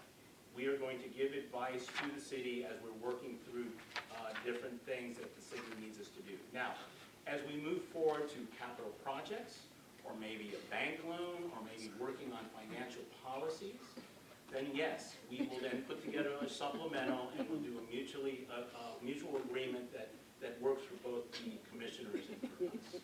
So that is something that we had sent to the city manager, hoping that we would have the privilege to become your financial advisor and work through and start being able to give advice to both the city manager and her staff. So with that, I will stop. I have thrown a lot at you, and I know you had a lot of things going on today. But with that, I will stop and answer any questions that the vice chairman or the commissioners may have. Any questions? I've already signed off on it. Any questions? That was one of my actions. Vice chairman has signed off on it. Anybody got a problem with it? That's the info from the Facebook post last step. It's already been signed off on. Any questions? Well, I guess to ratify your signature, we need them. Motion to accept. So moved. Second. We have a motion to second. All in favor, let it be known by aye. Aye. Aye. Thank you, Commissioner. Thank you.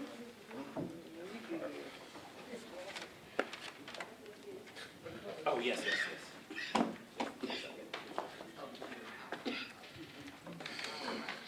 So next I will move to my action items. Number one has already been approved. And so item number two is to consider and approve collection services agreement with Live Oak Financial Incorporated. I've had conversation with you all regarding delinquent accounts. At some point in time, the city had a company or hired a company to provide collection services to the city.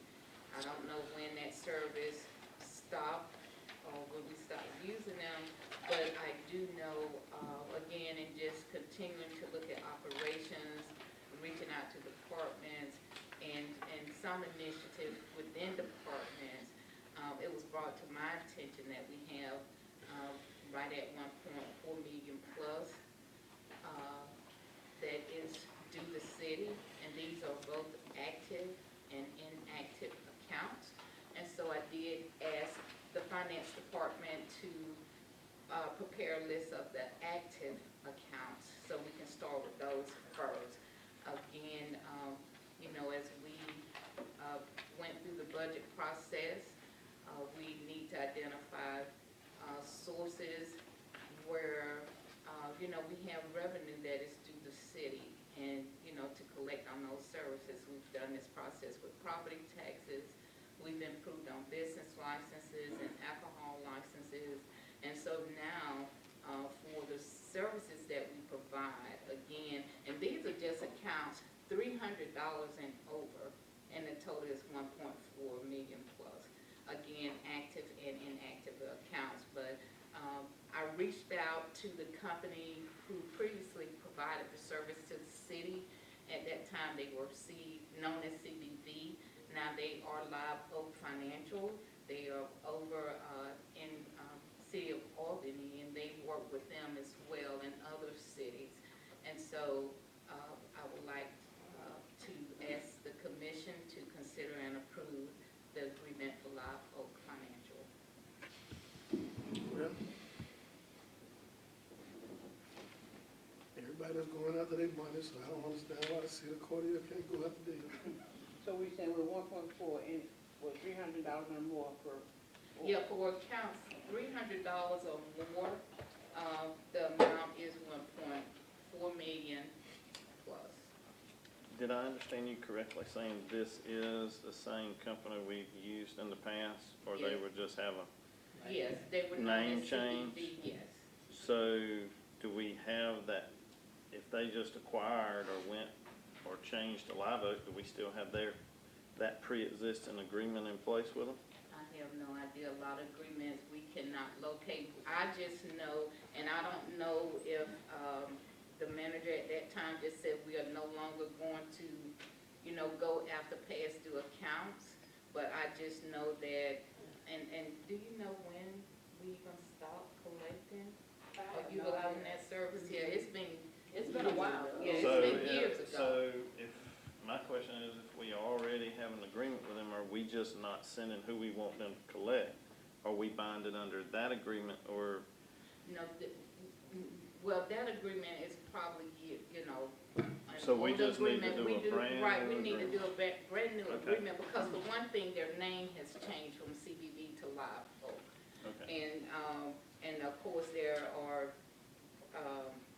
updates to the agreement. Now, what I will go ahead and just notify you that, number 3, that last sentence that starts with client shall indemnify, we did ask them to change that, and they have already sent, I was looking at my email, they have already sent over the agreement with that, with language added to state that the client shall indemnify Live Oak to the extent allowed by law, because by state law or under state law, we cannot, indemnify them. So I spoke with the city attorney. I sent that over to them yesterday. They've already sent it back this morning saying, we changed number 3 because we understand state law as it applies to cities.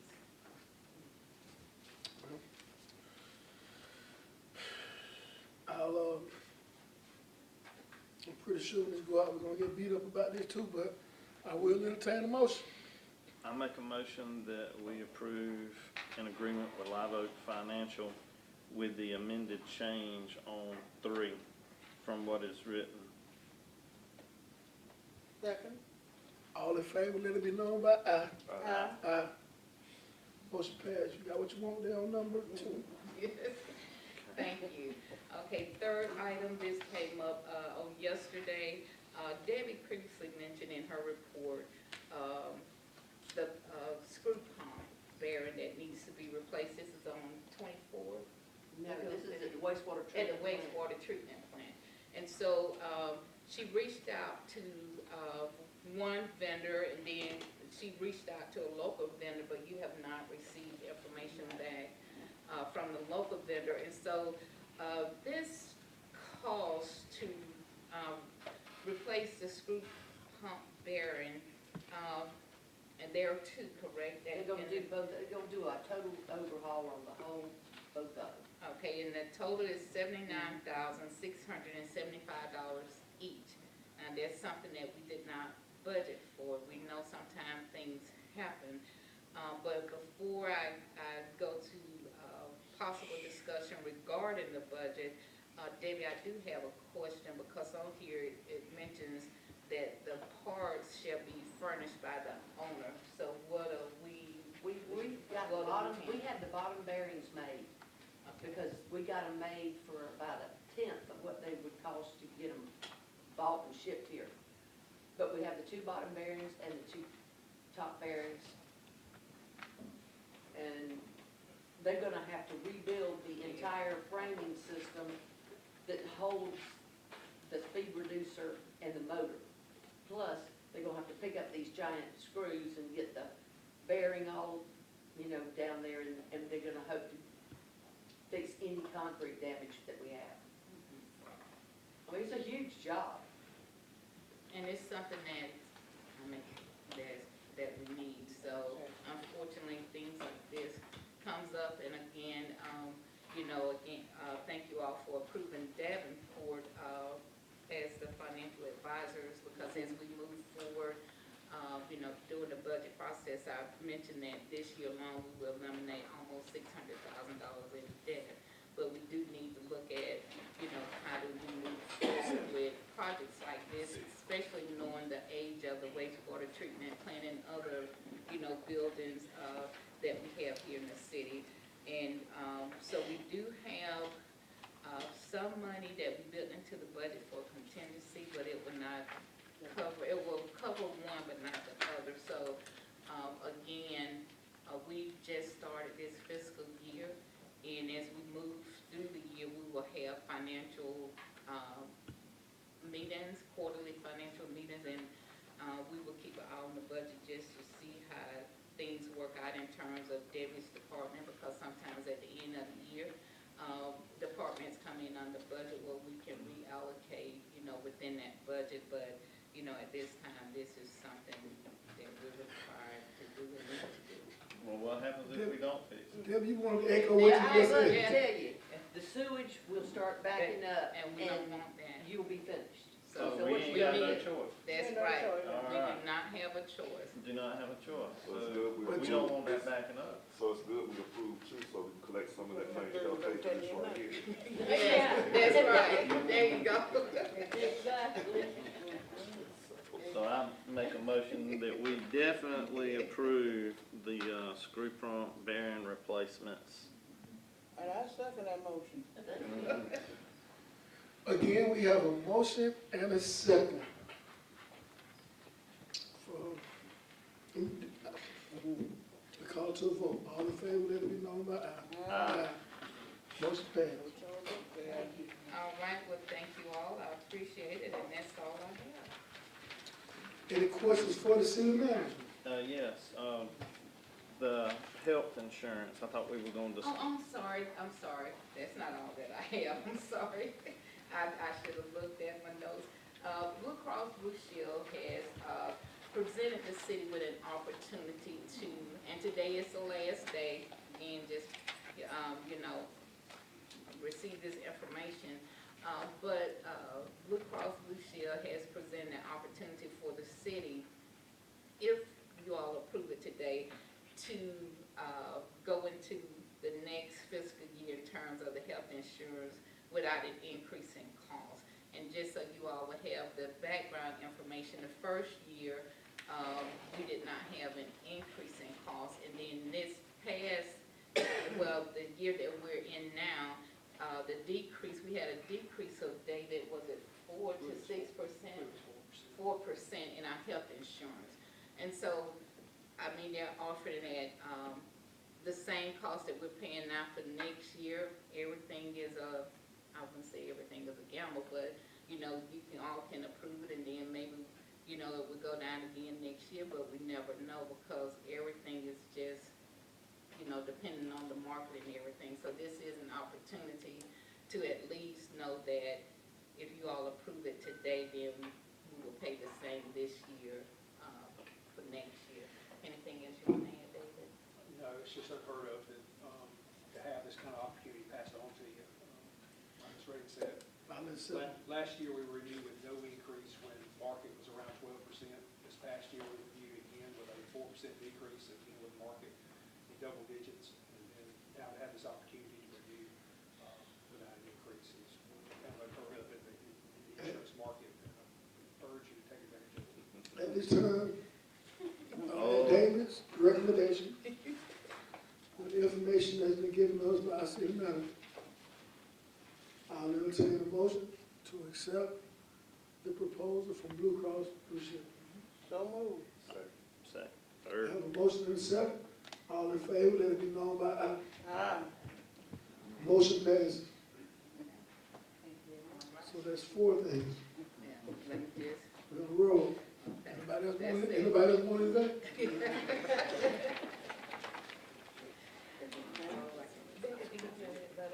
That was great. Going through underwriting.